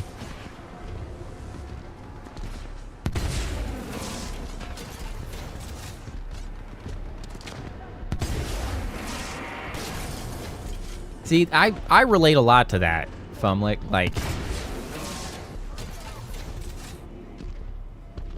I also am perceived often as an asshole, and it's like, I don't know. Many times being sort of comfortable and confident in your knowledge, whatever that knowledge may be, honestly, can lead people to believe you're an asshole when you're just like, you're just confident. Like, you know what you know there's value in what you know, and like, that's fine. I'm also comfortable, like, not feeling like I need to interact with someone nearby me. Like, I'm fine just being silent around people, and sometimes people find that off-putting as well. But can I have that? Hold on, let me get out. I want that healing guy.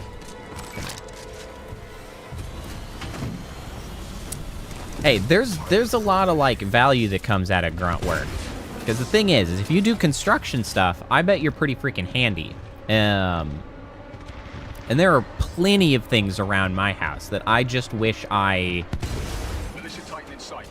was, like, skilled enough to just take care of, right? There are very minor things that I know I can get done.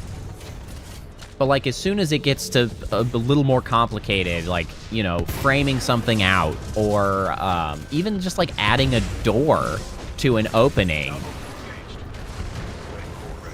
like, I don't feel nearly as confident in doing that, and I don't want to do a shitty job, so I just pay somebody.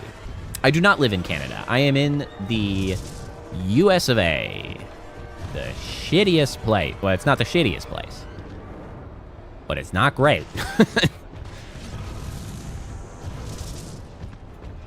All right, my political cynicism is coming out. I'm in the old US of A. Kick. SRS Vanguard Titan spotted. Fire at will.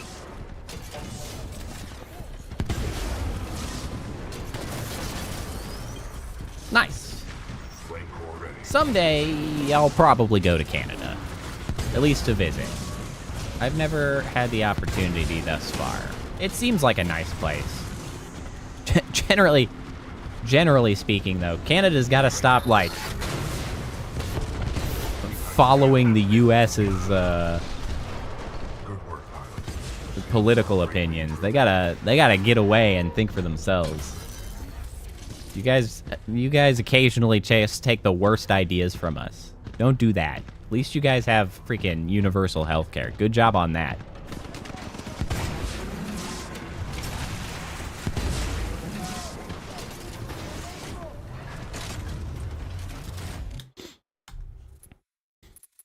But don't listen to us. We got terrible ideas.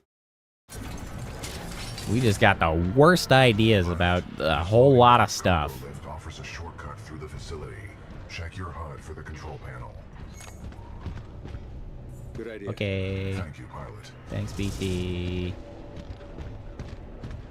Am I gonna have to get out after you just gave me a new freaking rocket launcher? You jerks.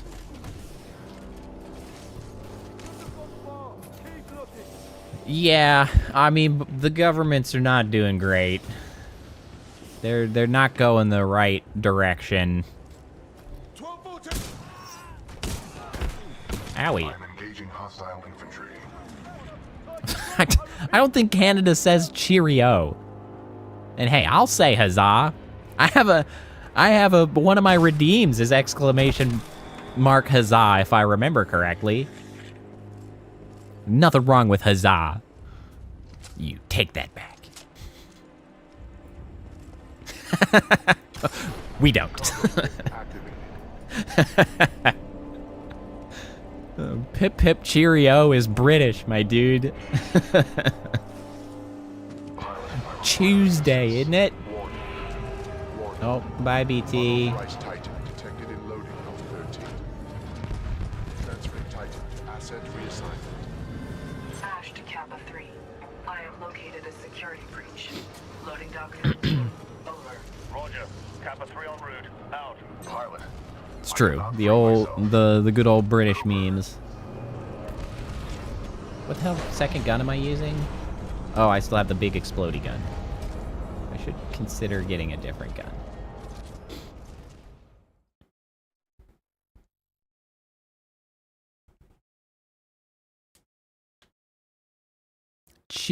Tuesdayville? What the? That one I'm unfamiliar with. I only know Tuesday. I need assistance. As well. That's a good one. You know, it's sorely disappointing. I had a British VTuber that I was sort of building a friendship with for a while back ago.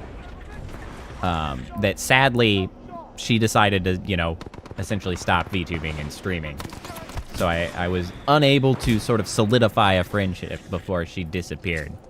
But I am sad that I do not have a British British friend to stream with. Because I sure do like freaking accent humor. I love accent humor. Accent humor and like typos or misspeaking. I think those are always funny and always like they're just things that everybody can appreciate. Like they should always be a non-offensive joke, and I appreciate that because they're funny. But nobody needs to get hurt when you're talking about, you know, like goofy accents, because everybody's got a goofy accent. And people misspeaking, because everybody freaking misspeaks, but it's really funny when it happens. And I'm sad that I don't have any British friends that I can mock their accents. And they can mock mine. Very sad. Funny you should mention Australians. I have an Australian friend. Good old Stella. Who I do occasionally make fun of her accent. Because it's funny. Australians talk a bunch of goofy stuff. That's understandable, Phantom. And I don't think we shouldn't mock stutters. Unless somebody's okay with like, they're just comfortable with the fact that they stutter a little bit. And you can, you know, they're cool with it. Generally speaking, I would shy away from making fun of stutters. But just the sort of misspeaking that everybody does. Like I just did, right? When I was trying to say friend and I said Finn. That's funny. This is Ash. Wait, you're, Fumlick, are you from Australia? I may have known that in the past. He is being dealt with. This facility was built to kill. I'm sure I can take advantage of but the fact I think Australian speech is hilarious. I love the way Australians speak so much. Just because you have like nicknames for freaking everything. And it's really funny to me. You just add like E's. Like, you end so many words with E or E's. Yeah, like, Macca's, you know, like, you shorten literally everything. And everything gets a freaking goofy, tradies, you know? Like, you call them tradies. I'm trying to think of other ones.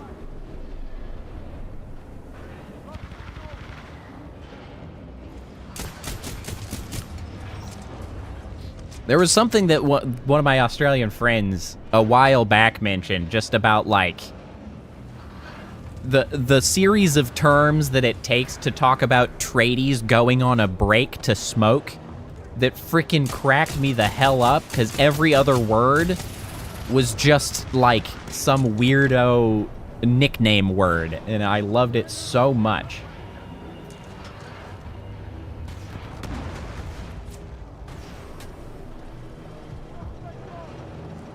Yeah, but I'm really excited. I don't know if you were here when I mentioned it earlier. But I was commenting on how one of the reasons I'm playing Titanfall right now rather than like a bigger game. Like, I've been looking forward to Cyberpunk 2077, but I didn't want to start streaming it because in the middle of December and into January, I have like a whole month-long trip to Australia. So I'm gonna be in Australia very soon. Partially to go visit my my Aussie friends, one of which is a VTuber who I stream with.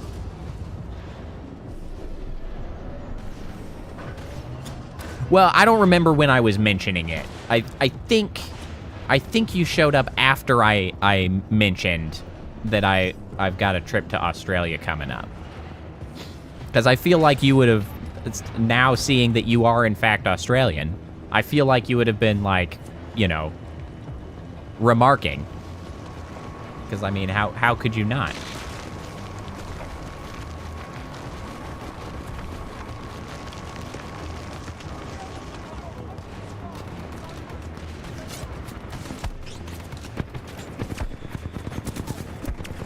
Oh yeah, JRPGs. So, soon enough, probably into the next year, I'm gonna start playing, Chained Echoes, I know. Ow.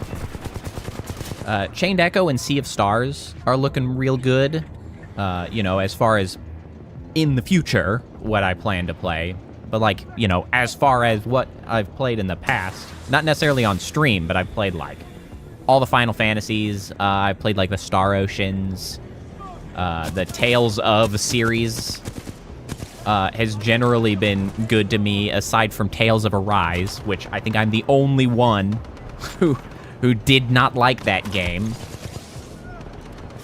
And it's sad that I played that game prior to saving my VODs, because the amount that I got upset at Tales of Arise is actually, like, legendary to the viewers that have been with me from, like, the very beginning, back when I was on Twitch playing that and not saving my VODs. Like, the amount of irritation that I felt about that game is like legendary. Boy, that game upset me a lot. But anyway, the other Tales games I like a lot. Tales of Vesperia, I would mark as my favorite one.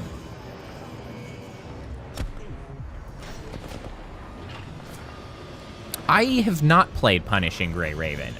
I actually had, like, not heard... You know, that's fine, Fumlick. No worries.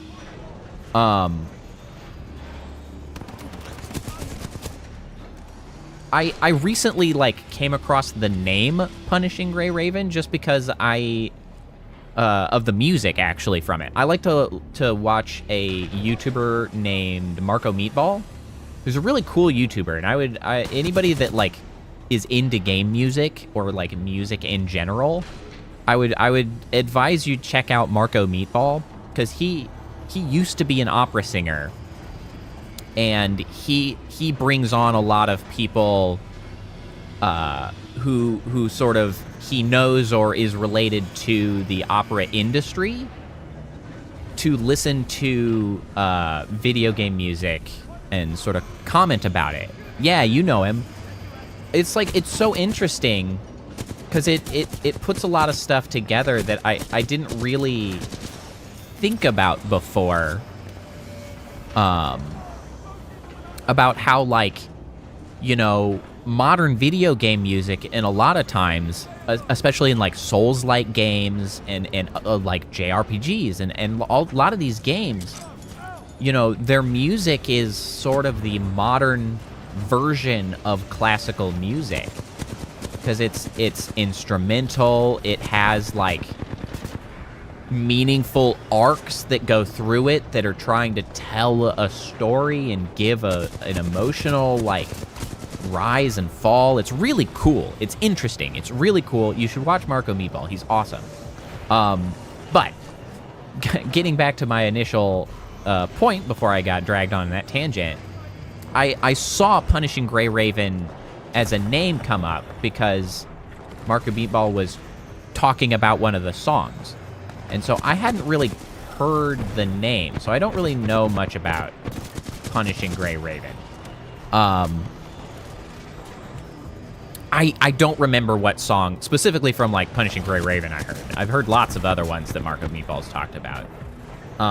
My issue, of course, is that I am generally, like, I don't care for gacha games, like, sort of broadly, which sort of puts me off of things like Punishing Gray Raven. And honestly, it's actually, like, more and more recently with these gacha games have actually been making me almost more and more upset about those games, because more and more they are constructing like better and better games that happen to be a gacha game. So things like Genshin Impact, right? Honkai Star Rail, and probably the whatever Gray Raven. For some reason, it just escaped my brain. What the other word is? The whatever. Someone in chat will correct me, I'm sure. Punishing Gray Raven. Heh, I remembered. What frustrates me most about those games. So one of the things about me, and the things that I get upset about, the things that I'm always most upset about, which I think is largely tied to the fact that I work in quality as a day job.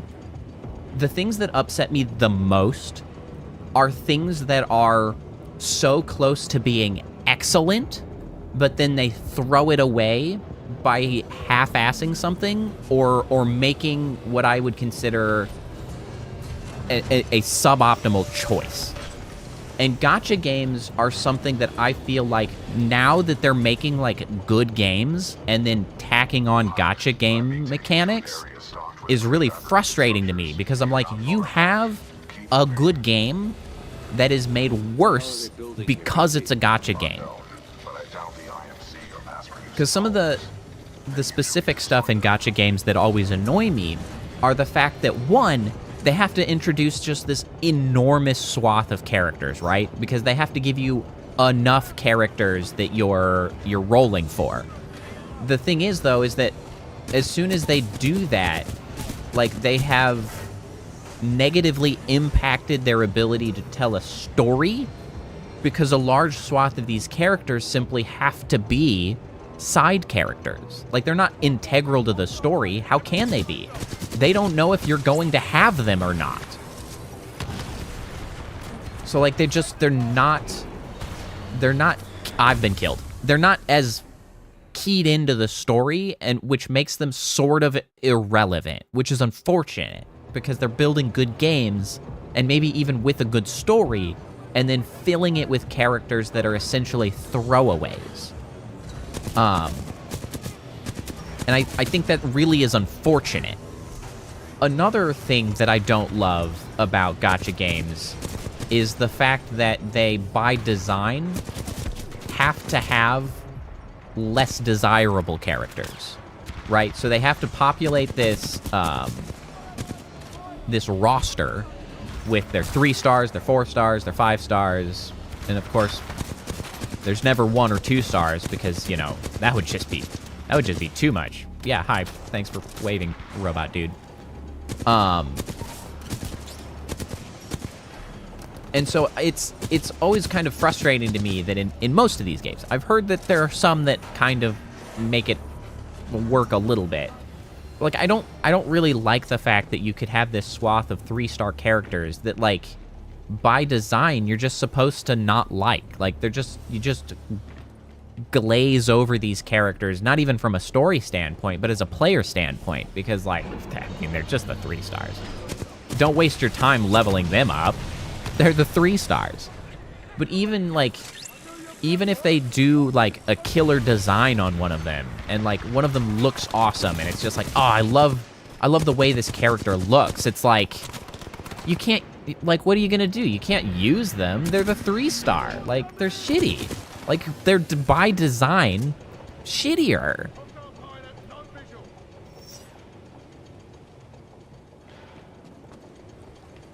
And that's what kind of gets me. And it's not to say that means that the game is for no one, because I'm sure there are people who don't mind about those things.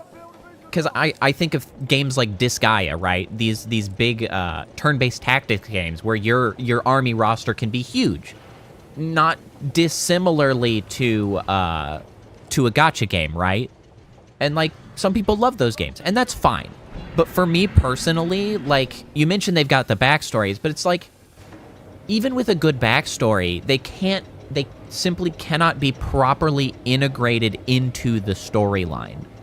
And of course, that's not even getting to the point of talking about the predatory pricing habits, abusing people's gambling tendencies, danger to children, blah, blah, blah. Like, I'm not even talking about that. Like, those are all bad, and I don't like them. But, like, just as a game perspective of what being a gacha game does to a game, I believe simply makes it less good than it could have been with more, like, just directed investment of effort on a subset of characters that are compelling.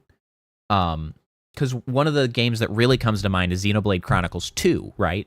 If you played Xenoblade Chronicles 2, that is a gacha game that is fully in-game currency stuff. Like, you do not pay extra money. It's a single-player RPG where you collect sort of half your characters, or every one of your characters, which are integrated into the story, has a sort of summon that gets attached to them. Summon, I don't remember what they call them, aspect, whatever. That you get 3 of them. You get a lot of them. There are several of them that sort of help define some of your move sets. And these are dealt with very much like gacha characters. You do rolls, you get different ones, blah, blah, blah. Fun as a concept. The problem is, of course, that these characters are only there to provide you a move set. Like, all they do is provide you a move set. They're a move set with a face. Like, they don't even really have fully fleshed out personalities because they can't be integrated into the story, because how can you possibly know which ones a character will have at any given point in time? And the cost of that ambiguity, I just don't feel like is worth it. Because I want the characters that I like to be, like, having meaningful conversations and being integrated with the story and, like, you know, interacting with the NPCs that we come across and feeling like they're growing and fleshed out. But when you have these gacha characters who show up, who leave, who could be switched out at any moment, who you may not even have as part of the party, like, as a game developer, of course you can't plan for every eventuality. The investment would be enormous. So it's just a loss. And I don't think that loss is worth it. some people might. Some people just like gacha games, and that's totally fine. They like collecting their waifus. They like seeing them, you know, like, in their roster collectors. Like, I don't really like collecting things. I like having a smaller set of things that I like. I like what I like, and I just, like, I want to use the things that I like and feel like I'm getting value. Like, and that's just not in games. That's just across everything, right? And so for people who like collecting, they probably love gacha games, and that's fine. But it's not for me. Because I want games to be focused with characters that are, like, meaningful and impactful and growing.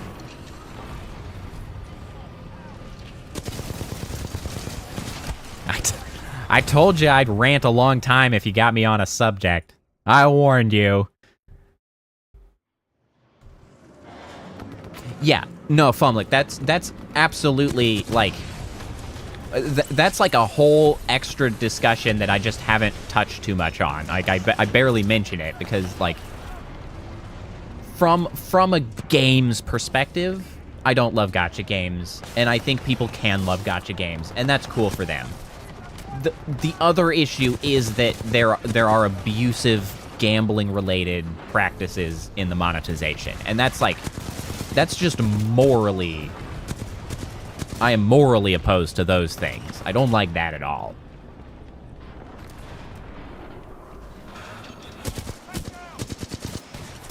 Yeah, and that's fine. Like, there are absolutely responsible ways to play gachas and enjoy it, and that's totally fine. The problem is that, like, when you're...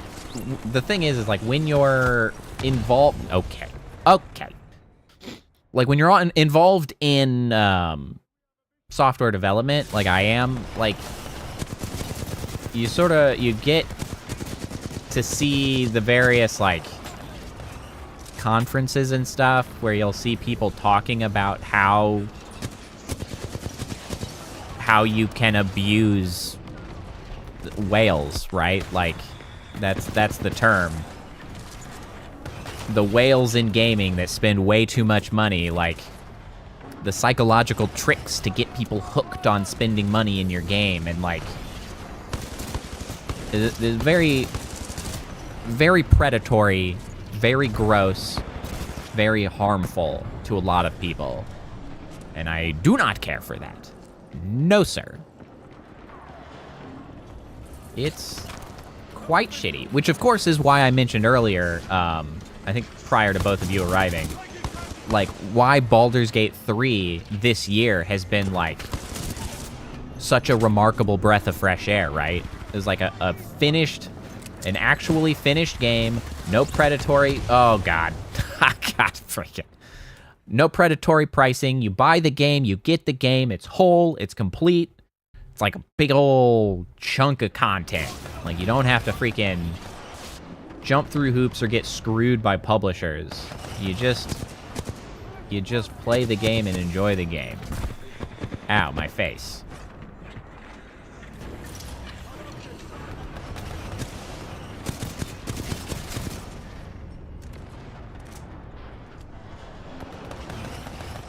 I should probably, like, pay attention to what I'm doing so I stop dying repeatedly.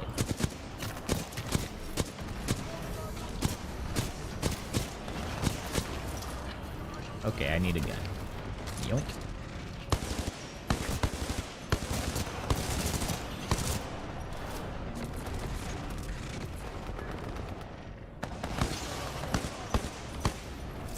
Where are you at? There you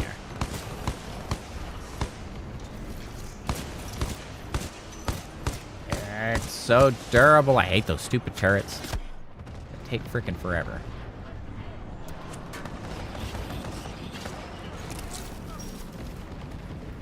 Whoop. Oh, for crying out loud.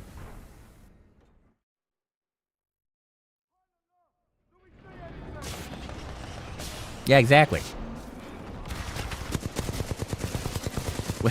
Which is one of the reasons that it's a shame that I have not actually sat down and played Baldur's Gate 3.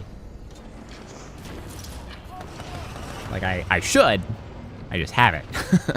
I own it. I just haven't... I played like a couple hours of it. Not a couple. I played several hours of it, and it is very good. It just wasn't the game that I wanted to play lately.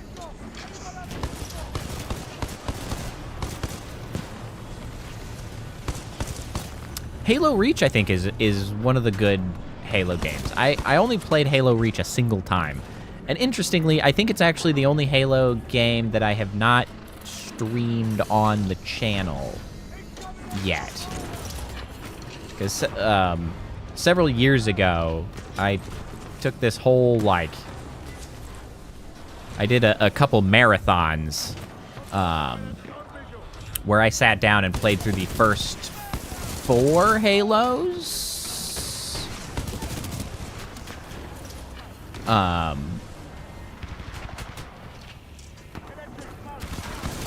I think I played through the first 4 ones, and I didn't do Reach. I think because I didn't realize I had Reach as part of the Master Chief Collection, or whatever they call that. So my current goals with Halo, actually. So I have been building a new friendship with a VTuber that I met recently named Moo. She does ASMR content, as well as just some casual gaming. So interestingly, so Moo, sort of was a late introduction to gaming. Like she I guess didn't start gaming until she hit college, rather than, you know, playing in the youth. And she's, I don't know, younger than me. So she has not played, like, many games at all. But my goal is to subject her to some of the, like, more meaningful historical points of gaming history, you know? So I'm going to try to wrangle her through the Halo series, because she's never played it. She's not much of an FPS gamer in general. But, like, I don't know. I feel like Halo is so many people's introduction to first-person shooters for, you know, pretty good reason a lot of times. So I'm going to try to drag her through Halo on stream soon enough. Sometime next year is the goal.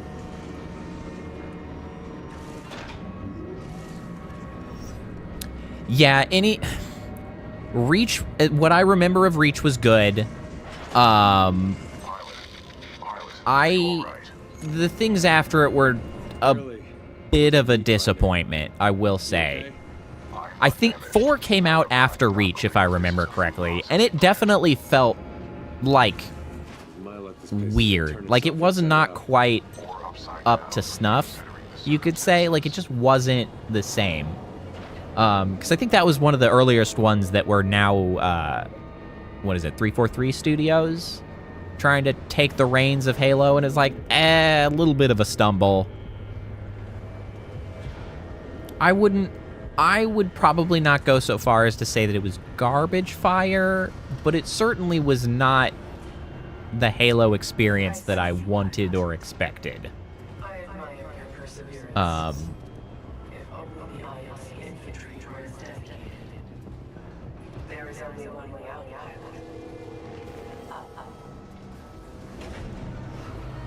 Yeah, Halo, like, Halo 1 through 3 was just, like, so good. Okay, so Reach was the last one that Bungie did. Yeah, I'll definitely have to play that on stream. I didn't, and I really, really will have to. Hopefully I can wrangle Moo into playing it.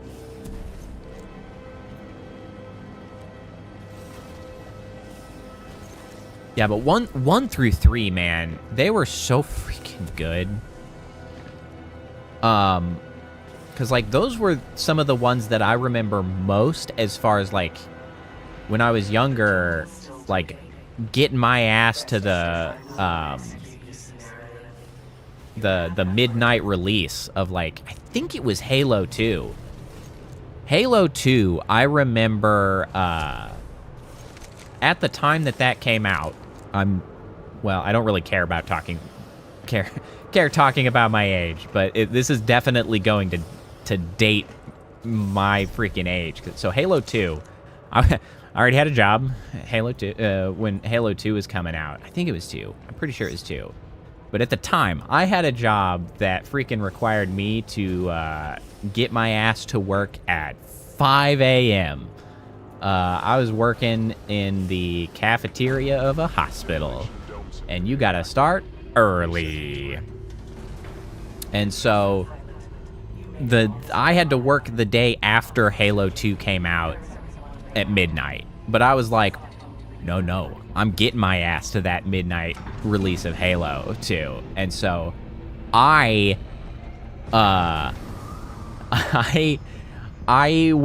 tried to sleep as much as I could, like, the night before at, like, 7. I went to sleep at, like, 7 o'clock, or did my best to go to sleep at, like, 7 o'clock. Am I supposed to get on one of these? I think I am.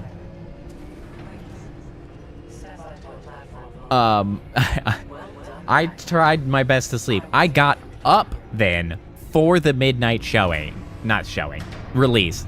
I went, got my ass to the local GameStop. Oh boy, it might have been an EB Games at the time. I think it might have been an EB Games. I digress. Went and got it. I went home and I played all the way until I had to go to work. I played Halo 2 from like freaking midnight 30 straight to like 4:30. And I took my happy ass straight to work, and I finished work, and then I slept. And then I got up, and then I played more Halo 2. Oh, it was what a time to be alive that was. A different era of gaming, man, when you got so excited to go hit up that midnight release. Now, as to your question, Phantom Thief, I have not seen or heard of the cursed Halo mod. That is not something I'm familiar with, which is almost surprising to me, considering my tendency to stumble across cursed shit and my love of Halo.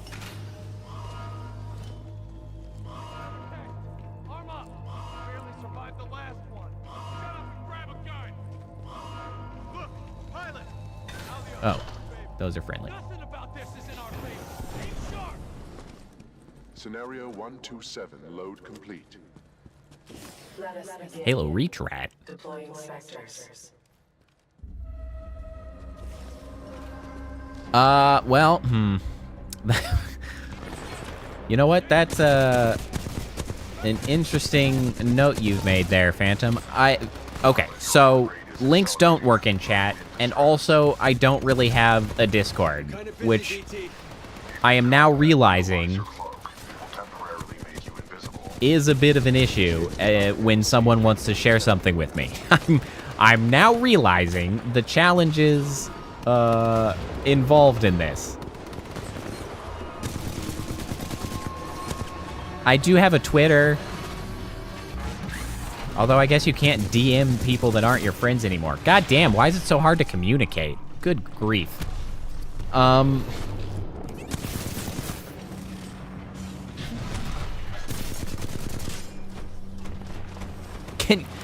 Can you link it, like, without periods? can you throw... Well, you know, I don't blame you for not having Twitter at this point. What a dumpster fire that is. Good God, it's a nightmare. Nobody should be on Twitter. I use it strictly for information gathering. Deploying additional Reaper to test scenario. Hold on, I'm distracted talking about things. Stop trying to kill me. Oh, good God. I'm gonna die. This is definitely me dying. Nope. Oh, I might have survived. Oh, I'm alive. Ooh. Well.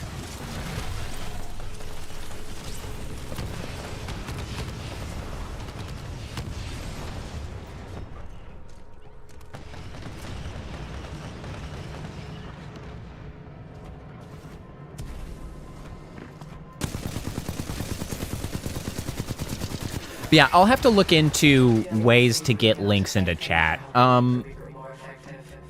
because I think there's probably a way in my new bot that I've got running for me to temporarily grant permission for people to add links. I'll have to look into that. Kappa 1, report to Dome 314 immediately. Cursed Halo Inferno Plus. See, now those are some keywords I can get to. Yeah. That's a set of information that I bet Google will help me with.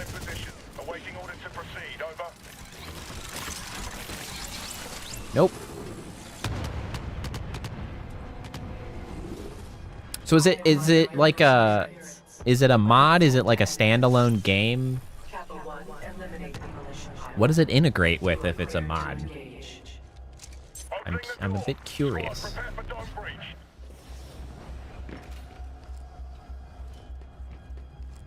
Where'd that guy go? Oh, hey, my guys are still... Nope, my guys aren't alive. Those are bad guys. Just kidding. Ah, my ass! That's just a mod for the Halo CE. Sick! Pilot Cooper, are you all right? Think I pissed her off, BT. You will have to explain that expression later. Get out of there while you can. I have detected an opening in the outer wall. Ah! That guy's a lot closer to me than I thought he was. Holy crap. Invisible.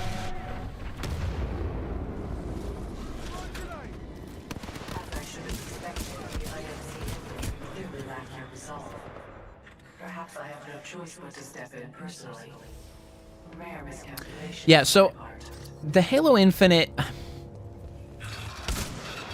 I should give the Halo Infinite campaign a second try. I played some of it, and then I kind of got distracted, and it didn't engage me as much. Like, I think they did an okay job with the open world. The thing is I feel like Halo benefited so much from, like, a more directed experience, right? Like, I think that just generally recently, games have been far too prone to just, like, throw open worlds into games as, like, just the thing that's like, it makes it better. You just add an open world and it's better. And I'm like, that's not true. And that's one game that I don't think it needed an open world. Like, the going from stage to stage to stage with, like, just a solid, you know, a solid experience that you just go through, like, it's fine, it's good. Am I not allowed to enjoy myself while I work? Not when your work suffers. It just doesn't need all that. With the price I'm putting on his head. And so the sort of, like, ability to wander about and things, I feel like lessened the focus of Halo Infinite, To all IMC personnel, which was not this to is its Ash. benefit. I am sorry But to that being report said, your inability I've seen some other people sort of secure praise the I have been campaign a forced to little bit spell the entire more, complex.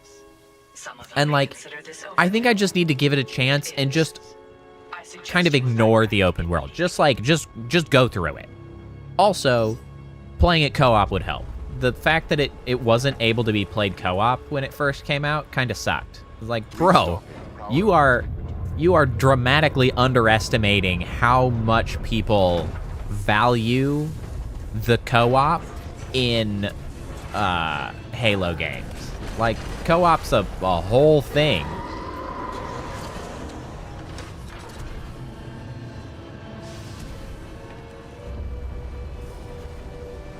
I mean, granted, long ago it was all about the couch co-op. Pilot, I do not know what you But did, now a couch series of co-op is explosions sadly just weakened the manipulator sadly being armor. lost I to am us in many free. ways. I miss some couch Place is co-op. falling apart. I suggest we leave. You are not far from my location. Marking your HUD.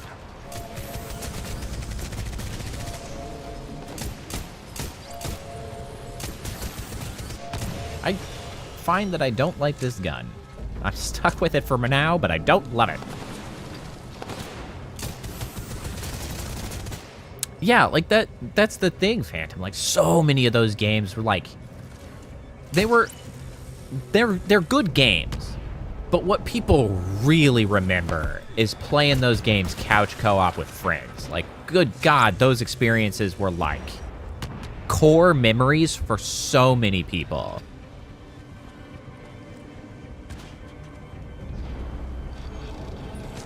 Which is why it was so shocking with Infinite, where they're just like, yeah, no co-op. And it's like, are you freaking serious? Do you not understand what built this series? It's co-op, man. Co-op built the series.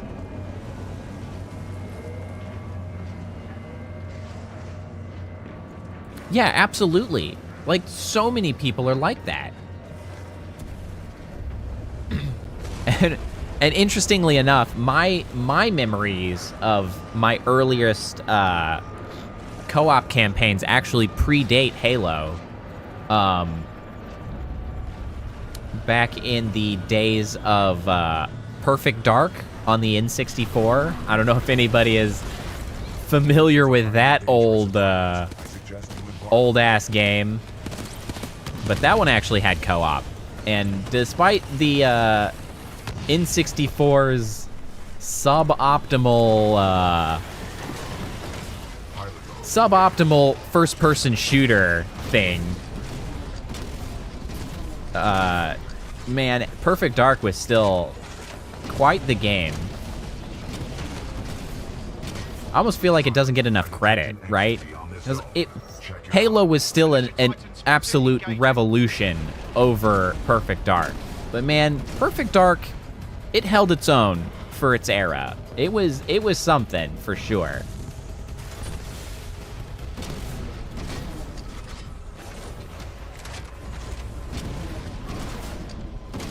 Hold on, I'm trying to...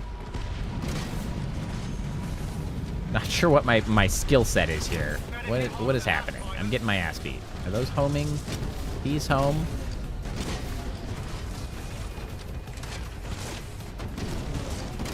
I find that I don't like this weapon. That was a big mistake. I'm dying. This is bad. I don't love this. Give me your health. Hold mouse 5. Okay. Give me the health. Flight core ready.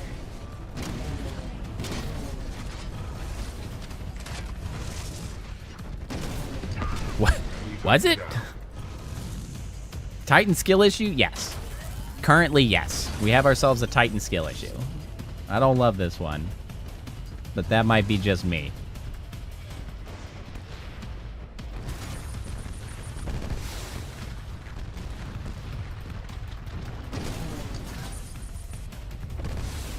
Yeah. It's funny. It's funny that you mention Phantom back here feeling old. You know, it's kind of funny because I might have low viewership around here, but somehow I always manage to I managed to pull in the people like me, the old guard on frickin' YouTube, man. I will gladly hold the hold ground for the old guard here on YouTube. I'm not one of the Zoomer Gremlin streamers. No, sir. We run a refined operation around these parts. We talk about, you know, mortgages and insurance policies. Well, we usually don't, but we could. Somehow I always manage to find them. Or more appropriately, they always find me. You know what? I blame Google. YouTube knows how old we all are. YouTube knows it. And I think they might be funneling people to me that are also old. Like, we're just here to vibe, man.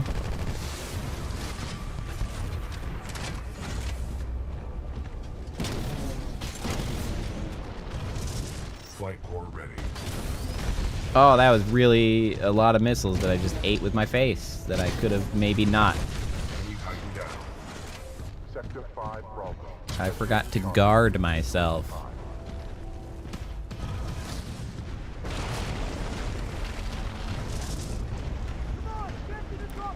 Hey, that's fair. Taxes are tedious. Biology is fascinating. All of those statements are accurate. And you know, like, I don't know, there's some kind of freaking art of war statement about knowing thyself, right? Something about it being half the battle, or maybe that's G.I. Joe, I don't remember. Price on your head, pilot. Dead or alive. Hello, Ash. That makes you worth something to me. Let us begin. Whoa.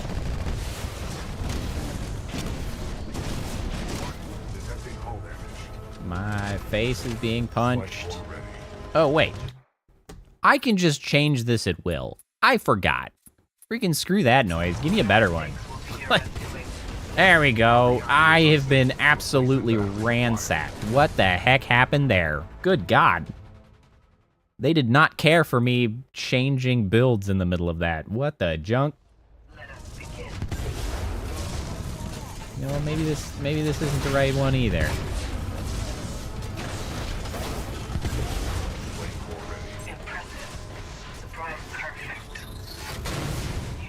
Oh, get screwed. Never mind, this was definitely the right choice. Just ran the hell over. Security lockdown disengaged. Surface access is authorized. Pilot, the security lockdown has been disengaged. I recommend we leave through the tunnel. Free guys. Where are all these little munchkins coming from? Get out of here, man. Get out of here. Butch.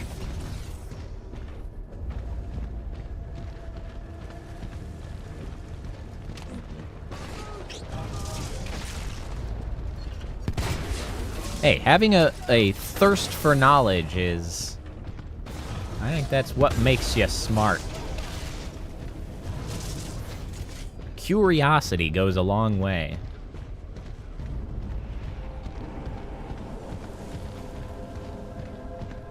Yeah, that's true. Gift is a good description. Pilot, I have concluded we should take no further shortcuts.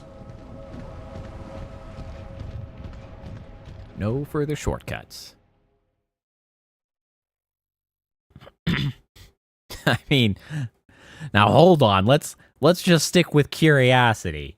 I don't know about this freaking dedication and patience bullshit. I don't know about that. Hold on. Well, they might be valuable. They are valuable, but I don't know. Let's not give them too much credit, because I don't want to have to do that. I will meet you on the other side. Don't get captured again. I don't know if I want to have to do all that. Let's just stick with curiosity and leave it at that, eh?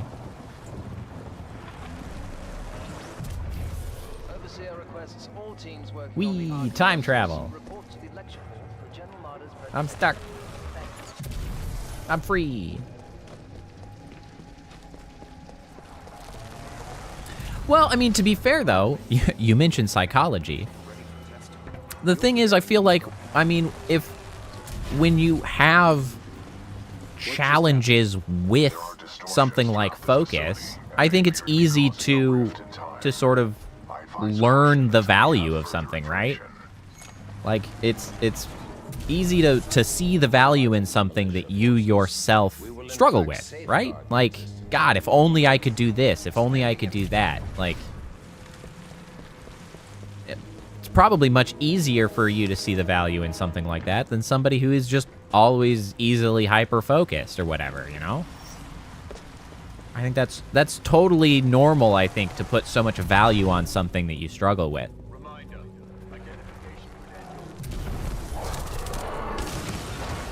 Oh, never mind. Yeah, exactly. Like, I mean, it's a common trope or saying, right? Like, you only know the value once it's gone. Like, it's true. It's so easy to take What is this place? anything for granted. It's natural to take things for granted. Throughout the frontier. However, this particular one is unlike any known to the militia. Are you guys gonna make me fight? How many of these facilities are there? In the 8 standard months prior to Operation Broadsword, the 9th Militia Fleet captured or destroyed over You know, 29 such installations. I think I remembered this campaign being longer than it is. I think this is probably just like a two-day ordeal. I just wish there was more of it. It is a really short campaign, isn't it? What a freaking shame. It's so good. He may still be alive. I recommend you check the main lobby of reception. I would accompany you, but unfortunately my chassis will not fit through the door. What a fine way to say I have a fat ass, right? Like, well, unfortunately, my chassis will not fit through the door, you see. Saying you got a fat ass, BT? Sorry about your fat ass.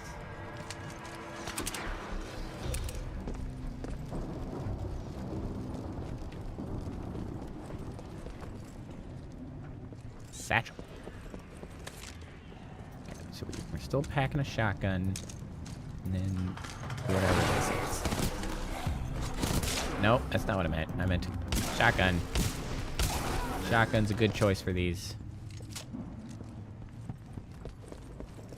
They really want to give me a satchel. Stop giving me satchels. I haven't changed my grenade the whole time. Oh yeah, hey you. Major Anderson's helmet for mission critical data. I recommend you retrieve it.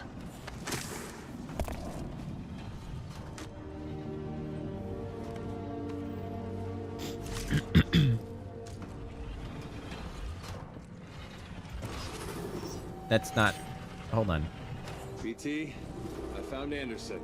He's, in the ceiling. Objective complete. We have rendezvoused with... You know that, yeah, you could use the huzzah redeem there. All you gotta do is put an exclamation mark before huzzah. And then there's confetti.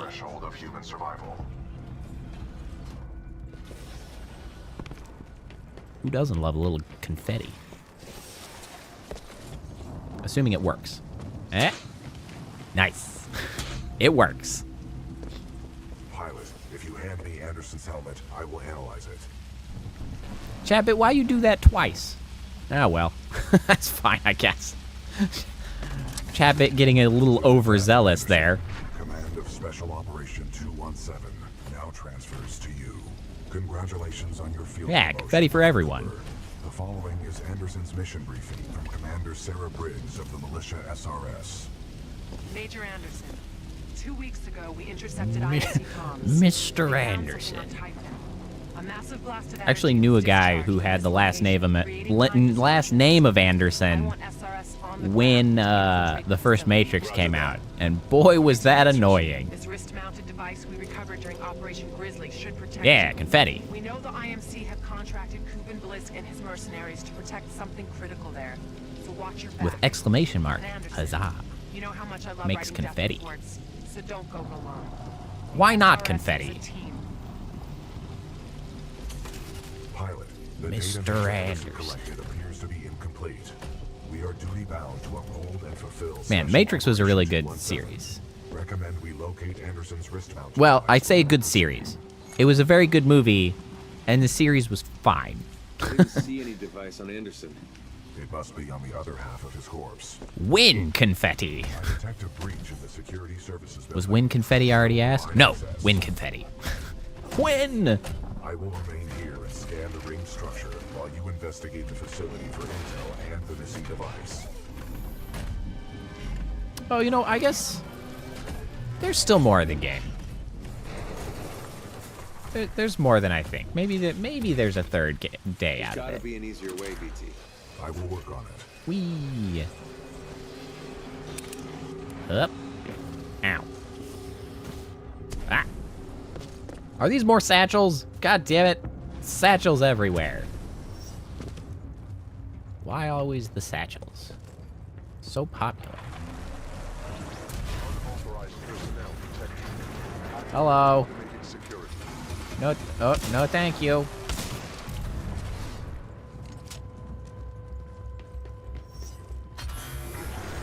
Whoa. Oh, I reloaded.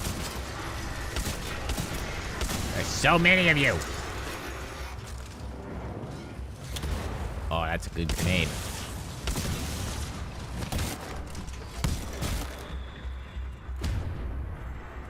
I've been slapped to death. I've literally just let myself be casually slapped to death. That's on me.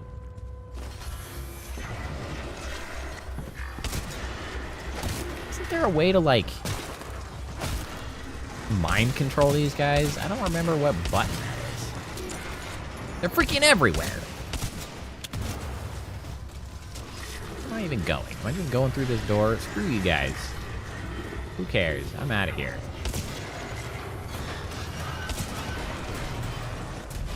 Personnel breaches security services. Intruder may have advanced cloaking package. Copy that. Laser messenger online. Sending a team to investigate. Excuse me. Thank you.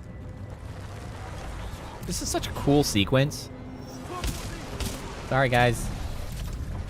Whoa! Flashing warning. Although my whole channel is a flashing warning, to be fair. Hey, Smiley Robot.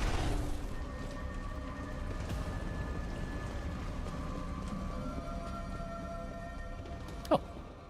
Mission over. I thought there was gonna be more. I mean, I know there's more, but I didn't realize the mission was ending. The extraction stick.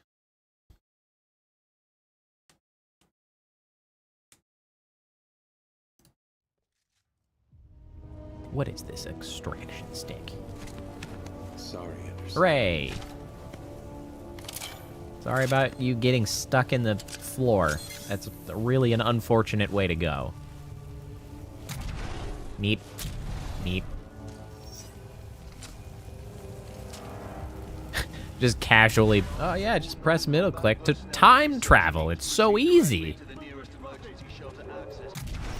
Pilot Cooper, I have transferred some of my AI functions into your helmet in order to permit communication across time shifts. Later.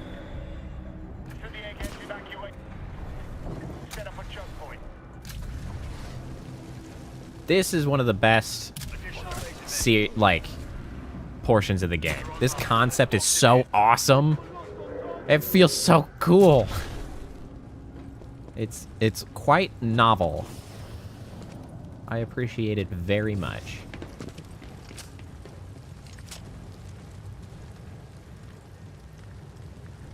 Yeah, right? Oh, right. Time travel. I just casually go elsewhere.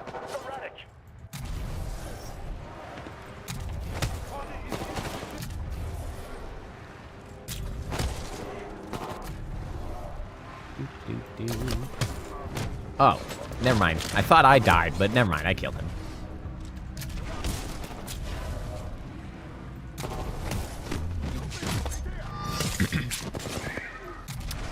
Was the time travel thing ever a tool that was allowed in multiplayer? I don't think so, right?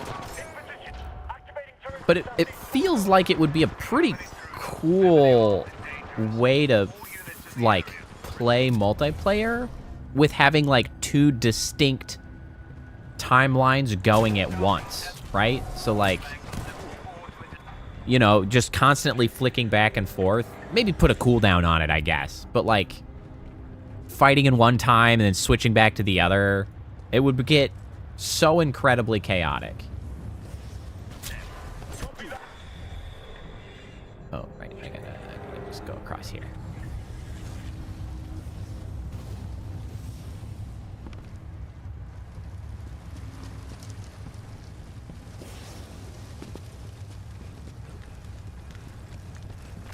You haven't played the Titanfall campaign? Oh, it's so good. I mean, if you enjoy first-person shooters, you would really be doing yourself a disservice not to play Titanfall 2. Also, it's stupidly cheap on Steam right now, if you don't already have it. It's like $5. Oh, wait, you're Australian. Assuming it's still on sale in Australia, it would be like $7 dues.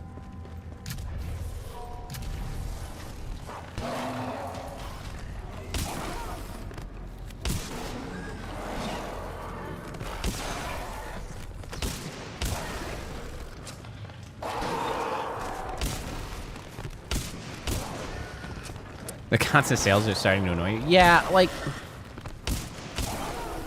You've not played the Titanfall... If you mean Titanfall or Titanfall 2 as well. Because the statement stands for either of you. If you like the Halo campaigns, you will like Titanfall 2's campaign. Like, just bar none. Absolutely. If you like Halo, you will like the Titanfall 2 campaign. It is very good. It is just, the controls, like, just really tight. It feels relatively similar to Halo in many ways. Oh, my grenade got eaten. That's so rude.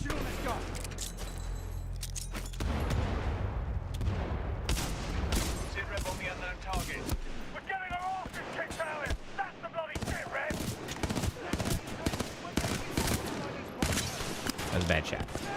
Oh no, there's dudes out of this door.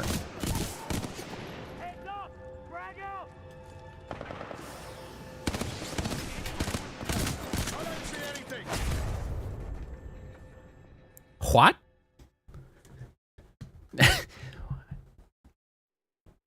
Yeah, I hate it when my grenade gets eaten. It was very rude. Whoop.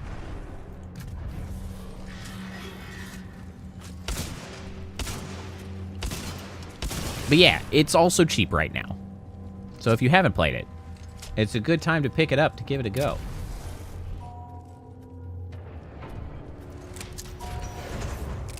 Here you guys go, I got you these.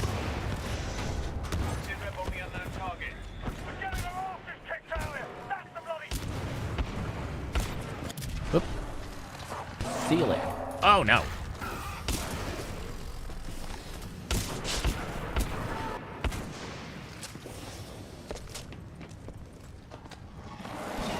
Yeah, the sales are getting weird.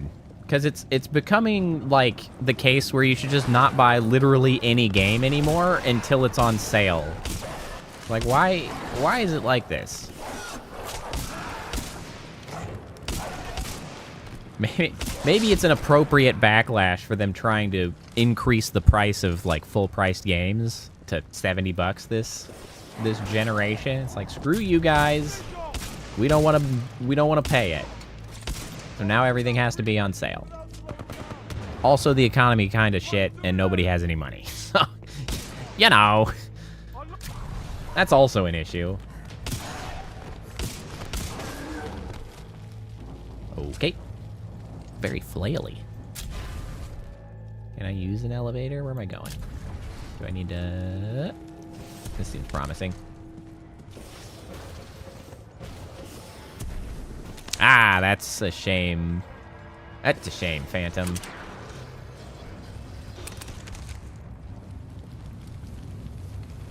Ah, yes. I mean, if you are running the risk of the motion sickness, I can certainly understand that. That is certainly a valid reason to not play it, we'll say. I have always been fortunate that games have never given me motion sickness. I'm actually really prone to motion sickness, like, outside of games. But for some reason, games have never done it to me. Aside from some VR. Playing some VR, oh boy, that can be catastrophic.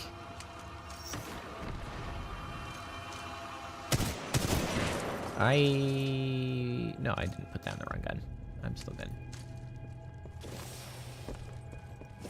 But yeah, my sister actually struggles a lot with getting really motion sick from, like, first-person games, which sucks. Because I cannot, you know, get her to play first-person shooter games with me because, well, she gets sick.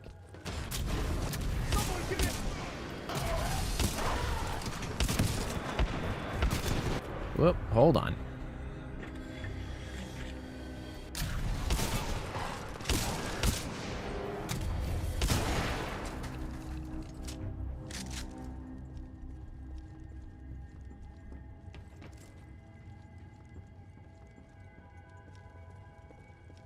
don't test the Ark's power now, we may never have another chance. Gotcha, yeah. It's wild, like, the sort of specific set of circumstances that, like, cause different people to be, you know, sick in very different or specific ways.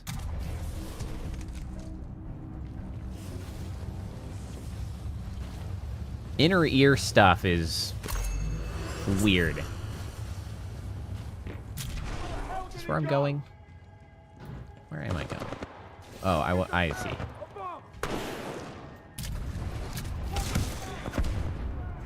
Okay. That did not last long.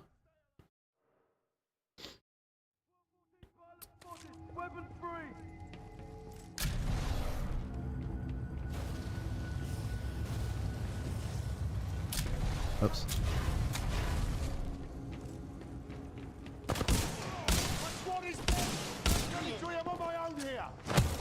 Punch.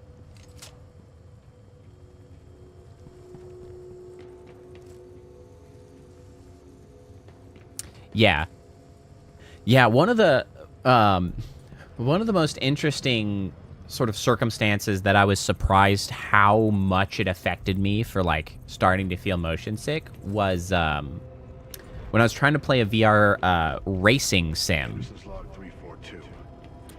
It's like the racing was fine-ish, but it was, well, and specifically because I was playing a racing sim in a like a chair with a wheel and like the whole setup at a friend's place.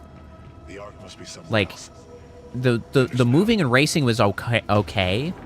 It was really specifically when you hit the brakes. It was very bizarre because, like, we've all been in cars. Like, we know what happens when you hit the brakes. Like, there's a very strong, like, inertial shift that happens, and we all know what it feels like. But as soon as you hit the brakes in VR and that doesn't happen, it was like, oh no, like, this felt so wild. It was like, this feels terrible. Like, I am so unprepared for this. Like, there's no way that I'm gonna make it through that. Oh, God. It was just, like, remarkably strong sensation.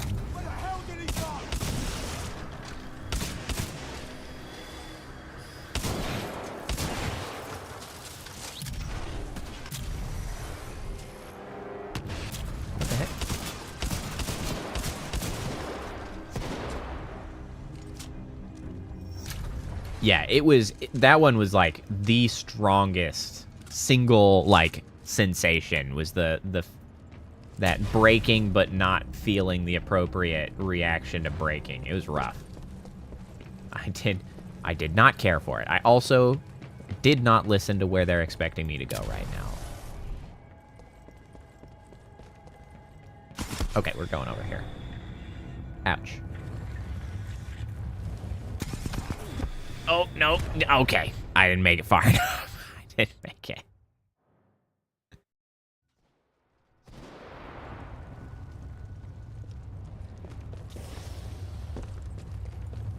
Yeah. VR is one of those things that, like, I don't know if there's, like, a solution in VR, which is a shame.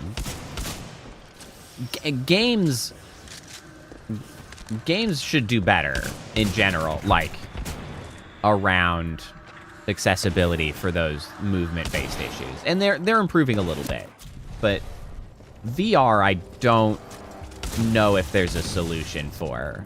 Which, of course, is one of the reasons that VR is just never going to get, like, the full adoption. Like, it's just never going to make it full. Because there's just a lot of people that just cannot handle it. I mean, I can't handle it in a lot of games.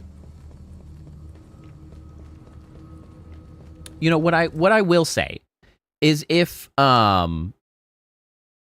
you get the chance, like, you know somebody that has it or you find a place, there are some things that I think you can try to play that do a pretty good job in VR, specifically the games that are like properly designed around VR and the expectation that you're not going to be moving around. And so like room scale VR, I had a VR kit set up and I just haven't used it very much lately. Room scale VR really didn't make me motion sick at all, even a little bit, as long as the games you were playing expected you to stay within the same space as that room. Like, Job Simulator is just a goofy little game that's like that. A lot of the, like, stand and defend wave shooters are like that. There's some, like, little room experience puzzly things that are like that. As long as it doesn't expect you to move a character to, like, a new area, it does pretty well. Because as long as the vision is tracking, like, 1-to-1 with where you're looking, and then you can take a few steps and it follows you as you walk around a small space, it felt completely natural and not a problem at all. It only became an issue when you're trying to VR where you then have to, like, run around like a normal first-person shooter, which not so good, or get in a vehicle in VR, which starts feeling very uncomfortable.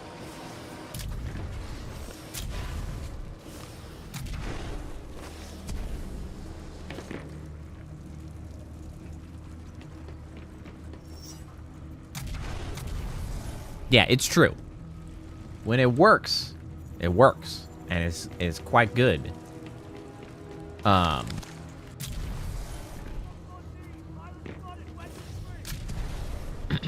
yeah, there are some that really work out quite well.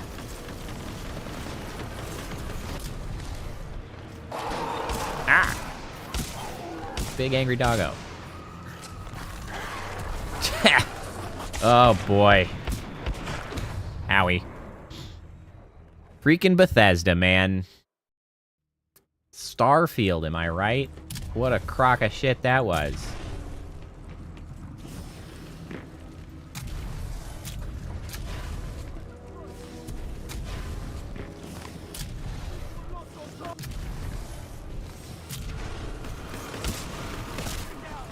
You know what? I'm gonna come in down here. This feels like a better plan.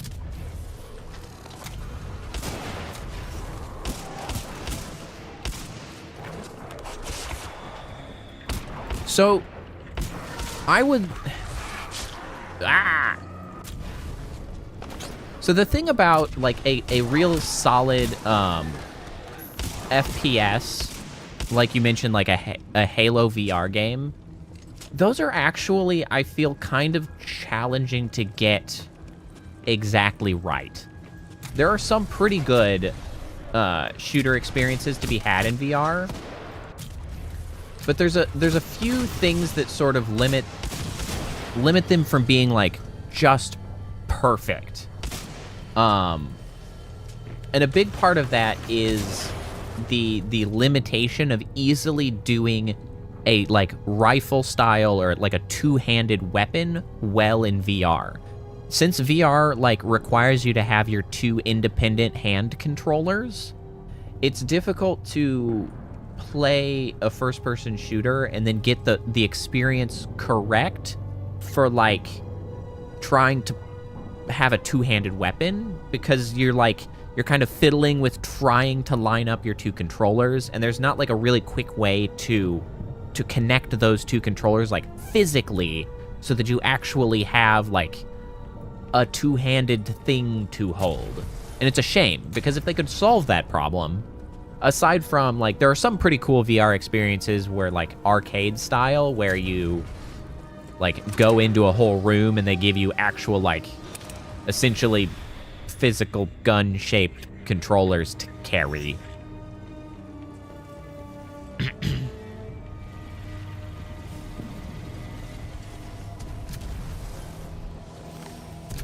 I didn't play Alex, but, like, even just some simple stuff where you're like dual wielding, like pirate, something space pirate trainer.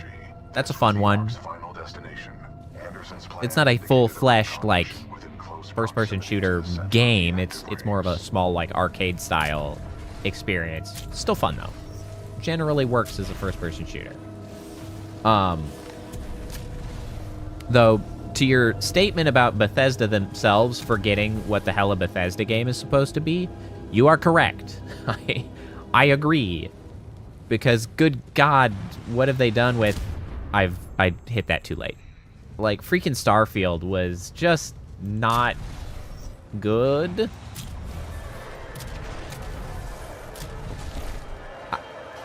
Am I okay? I'm okay. I forgot to double jump when I hit the bottom. There's so many loading screens in Starfield. Good God. There was no exploration. They're going to hit Harmony, and they've moved up the timeline. I have to get this intel to Sarah. Well, and see, the Starfield fell victim to the next step failure of adding an open world to a game that doesn't need an open world. Because Bethesda games do need an open world. However, they did the next problem, which is to procedurally generate your world. Because I have a lot of problem with a lot of games that procedurally generate their world when they really should not have.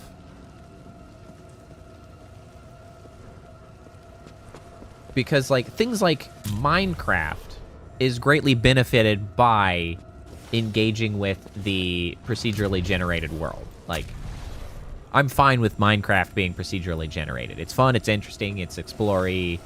Great. Starfield, however, the planets had no reason to ever go to them aside from the small set of things that were not procedurally generated, because the procedural content was insanely boring. Like, why bother? It's just like, I don't need a bunch of content for content's sake. I just want you to handcraft better stuff. That was a little bit of a delayed death there. Damn it.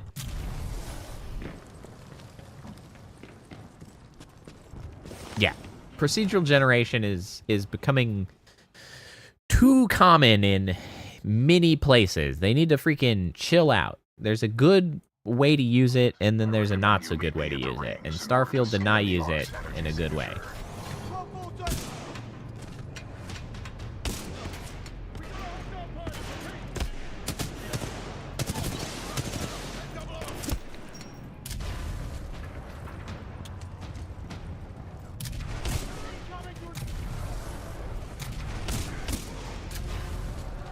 Which way is this guy facing? Ow! I've been tased.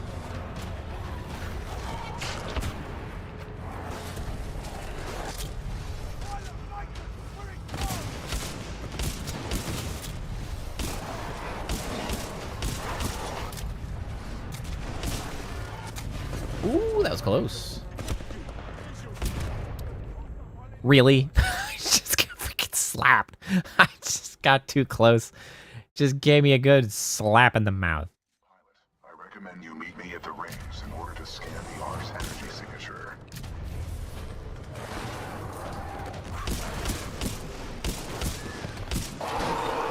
Ah!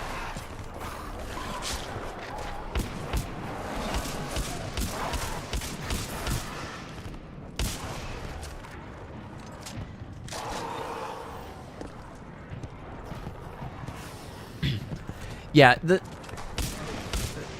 on the subject of procedural generation in Starfield, I feel like, amongst a variety of other things that needed resolved in Starfield, I think Starfield would have been far better served if, rather than trying to make a whole galaxy of just stupid-ass shit, like, they would have been far better served with, like, one solar system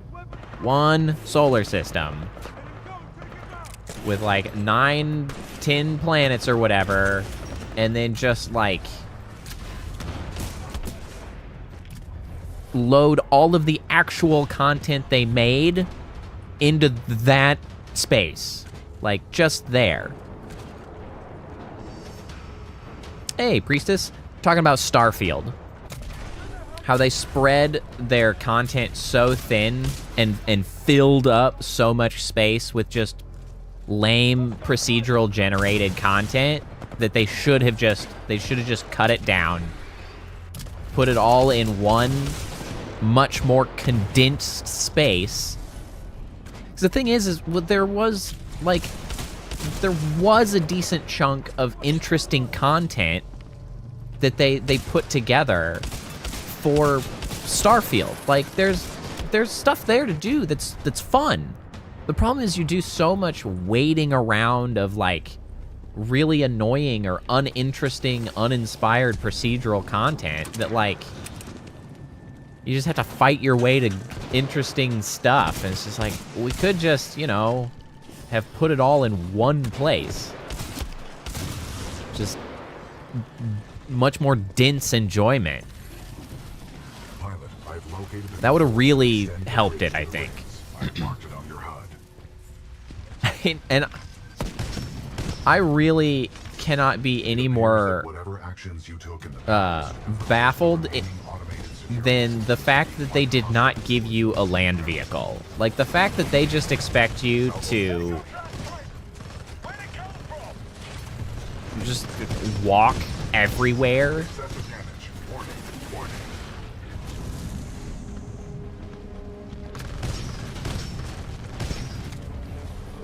Is remarkable. I can't believe they did not give you a land vehicle in Starfield. Like, what the actual hell?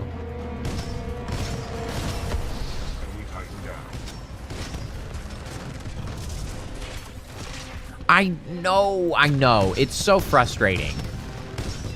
Because there was potential there in several of their systems that I'm like, you know, I see what they were going for. The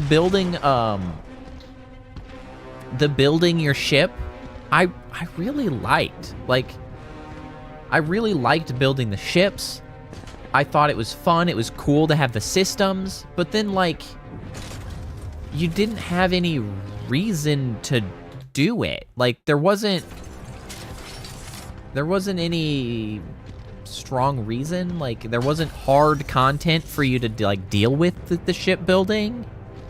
You just, like, I built a ship. Isn't that cool? Like, thanks. Like, you don't really get to engage with that. The gunplay was, like, only mediocre. And apparently, like, there were some interesting, unique stuff. Oh, are you making me get out of the mech? Is that what's going on? Okay.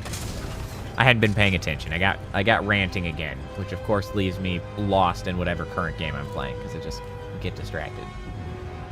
And honestly, there were a few things that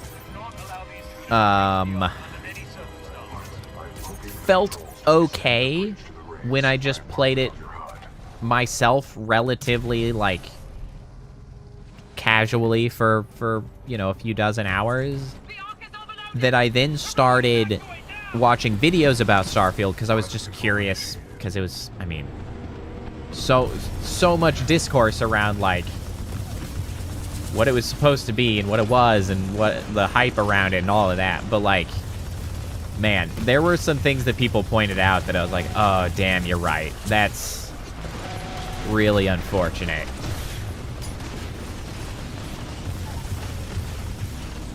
Like, especially with, like, one of the things that I noticed a lot of people talk about, which is totally fair, was, like, how flat all of your party NPCs are. Which, like, I didn't even really notice because I didn't really care about them all that much. But, like, no, you're right. I think the harsh opinions are totally correct and valid. I 100% agree. They keep pointing out things that I'm like, oh god, that's stupid too. I didn't even, like, notice. Like, the NPCs are so insanely flat. And I kind of started noticing it when I was playing, but, like, not enough to care too much, because, again, I didn't care about the NPCs. But, like, there are some, like, there's a handful of moral decisions that you sort of have to make, and they're not even really moral decisions. Some big quest lines that you make, like, meaningful decisions on to, like, impact the galaxy. And then you have to go around and talk to all of your NPC allies, and they have comments about what you chose to do. What I didn't really notice until I watched some of the videos, they all have the exact same opinion. The exact same one. Through all of the decisions. They're the same person, copy-pasted across all of your companions. I was like, nobody's got an opinion? Nobody has a different thought? You're all just sharing the same brain cell? I was like, oh my god. Pilot Cooper, our journey is far from over. We must get this data to the fleet. Yeah, and that's fair. I never actually played Fallout New Vegas. I should have. Yeah, Starfield is just such a massive disappointment. You're right, absolutely, Priestess. Like, Pilot Cooper, Anderson is dead. Never. I played Fallout 3. I never played New Vegas. I was never, like, huge onto Fallout, really. I think Fallout 3 is the only one that I played. I didn't play the older ones. I haven't even played 4. Definitely didn't play Fallout 76. But yeah, I didn't play New Vegas.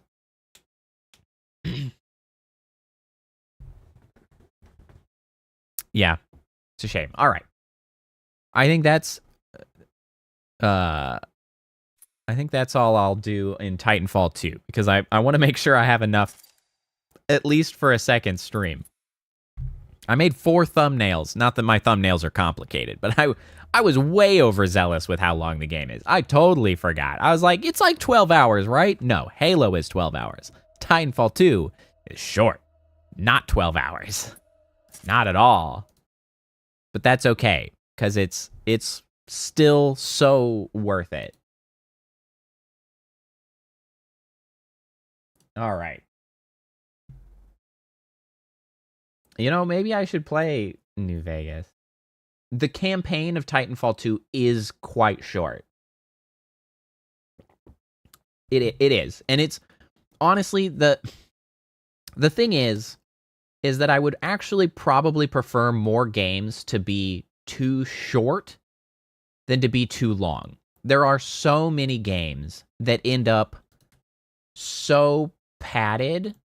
I'll just cram myself in the middle here, I guess. Just so padded with just like useless or waste of time content that the older I've gotten, really, the more I've come to value just like a meaningful, tightly constrained, like really positive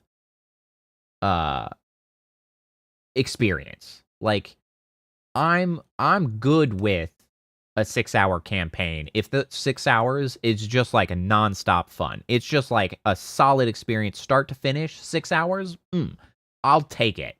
I'd much rather have that than freaking Starfield, which is like, oh yeah, you could play for 120 hours of mind-numbing loading screens and shitty storytelling. Like, oh, why would I do that to myself? No thanks. I'll take the 6 hours. Thank you very much. And so, yeah, I do wish Titanfall 2's campaign was a little longer. It leaves me wanting more, but I think it's okay to be left wanting more. I think that's better than reaching the end and then feeling like, oh god, I'm finally done. Thank God. Like, I finally made it. It was fun for the first half, and I finally made it through. Like, too many games, well, a lot of my early gaming time when I was young and didn't have very much money, right, I would think of games' value in how many hours can I get per dollar spent on it? And it's like, That's a valid way to think. A lot of people think that way, and it's okay to think that way, especially when you don't have very much money and you're trying to get the most you can out of your like limited expenditures into gaming. Like, absolutely, do that. But like, the more I've grown up and gotten older, it's just like, how many of those hours have just been really shitty? Like, how many? Like, a lot of them. A lot of those hours are just not that good. And so I've come to appreciate like a just a tightly built, solidly positive experience. Like, those are just way more valuable to me now. But, you know, sometimes those can be expensive, and not everybody has the money to throw down on those. So, you know, you do what's best to get as much fun as you can out of your hobbies, for sure. But yeah, thanks all for coming by. I'm gonna go ahead and wrap us up. Thanks so much to all who've been here, like Fumlick, Priestess, Phantom, our new compatriot, if they're still around. Thanks so much for hanging out, chatting. It's been good.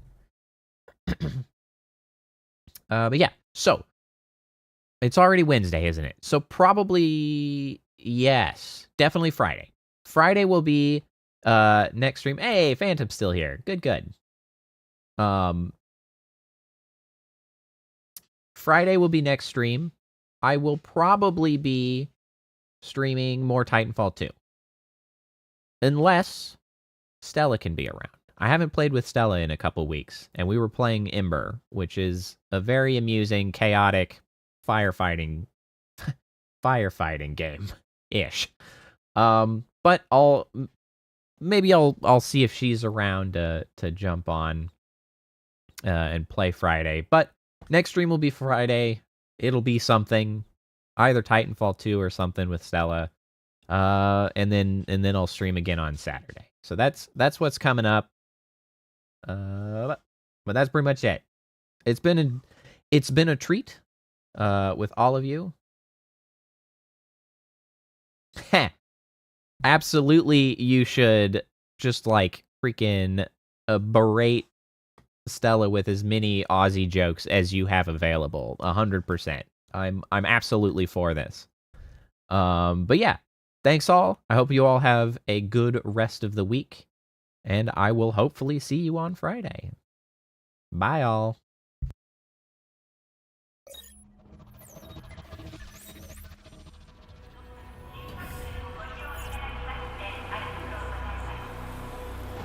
Initiating goodnight sequence. Dispersing appropriate dosage of compound 347. Initiating phase 1 of memory calibration. This won't hurt a bit. Just close your eyes.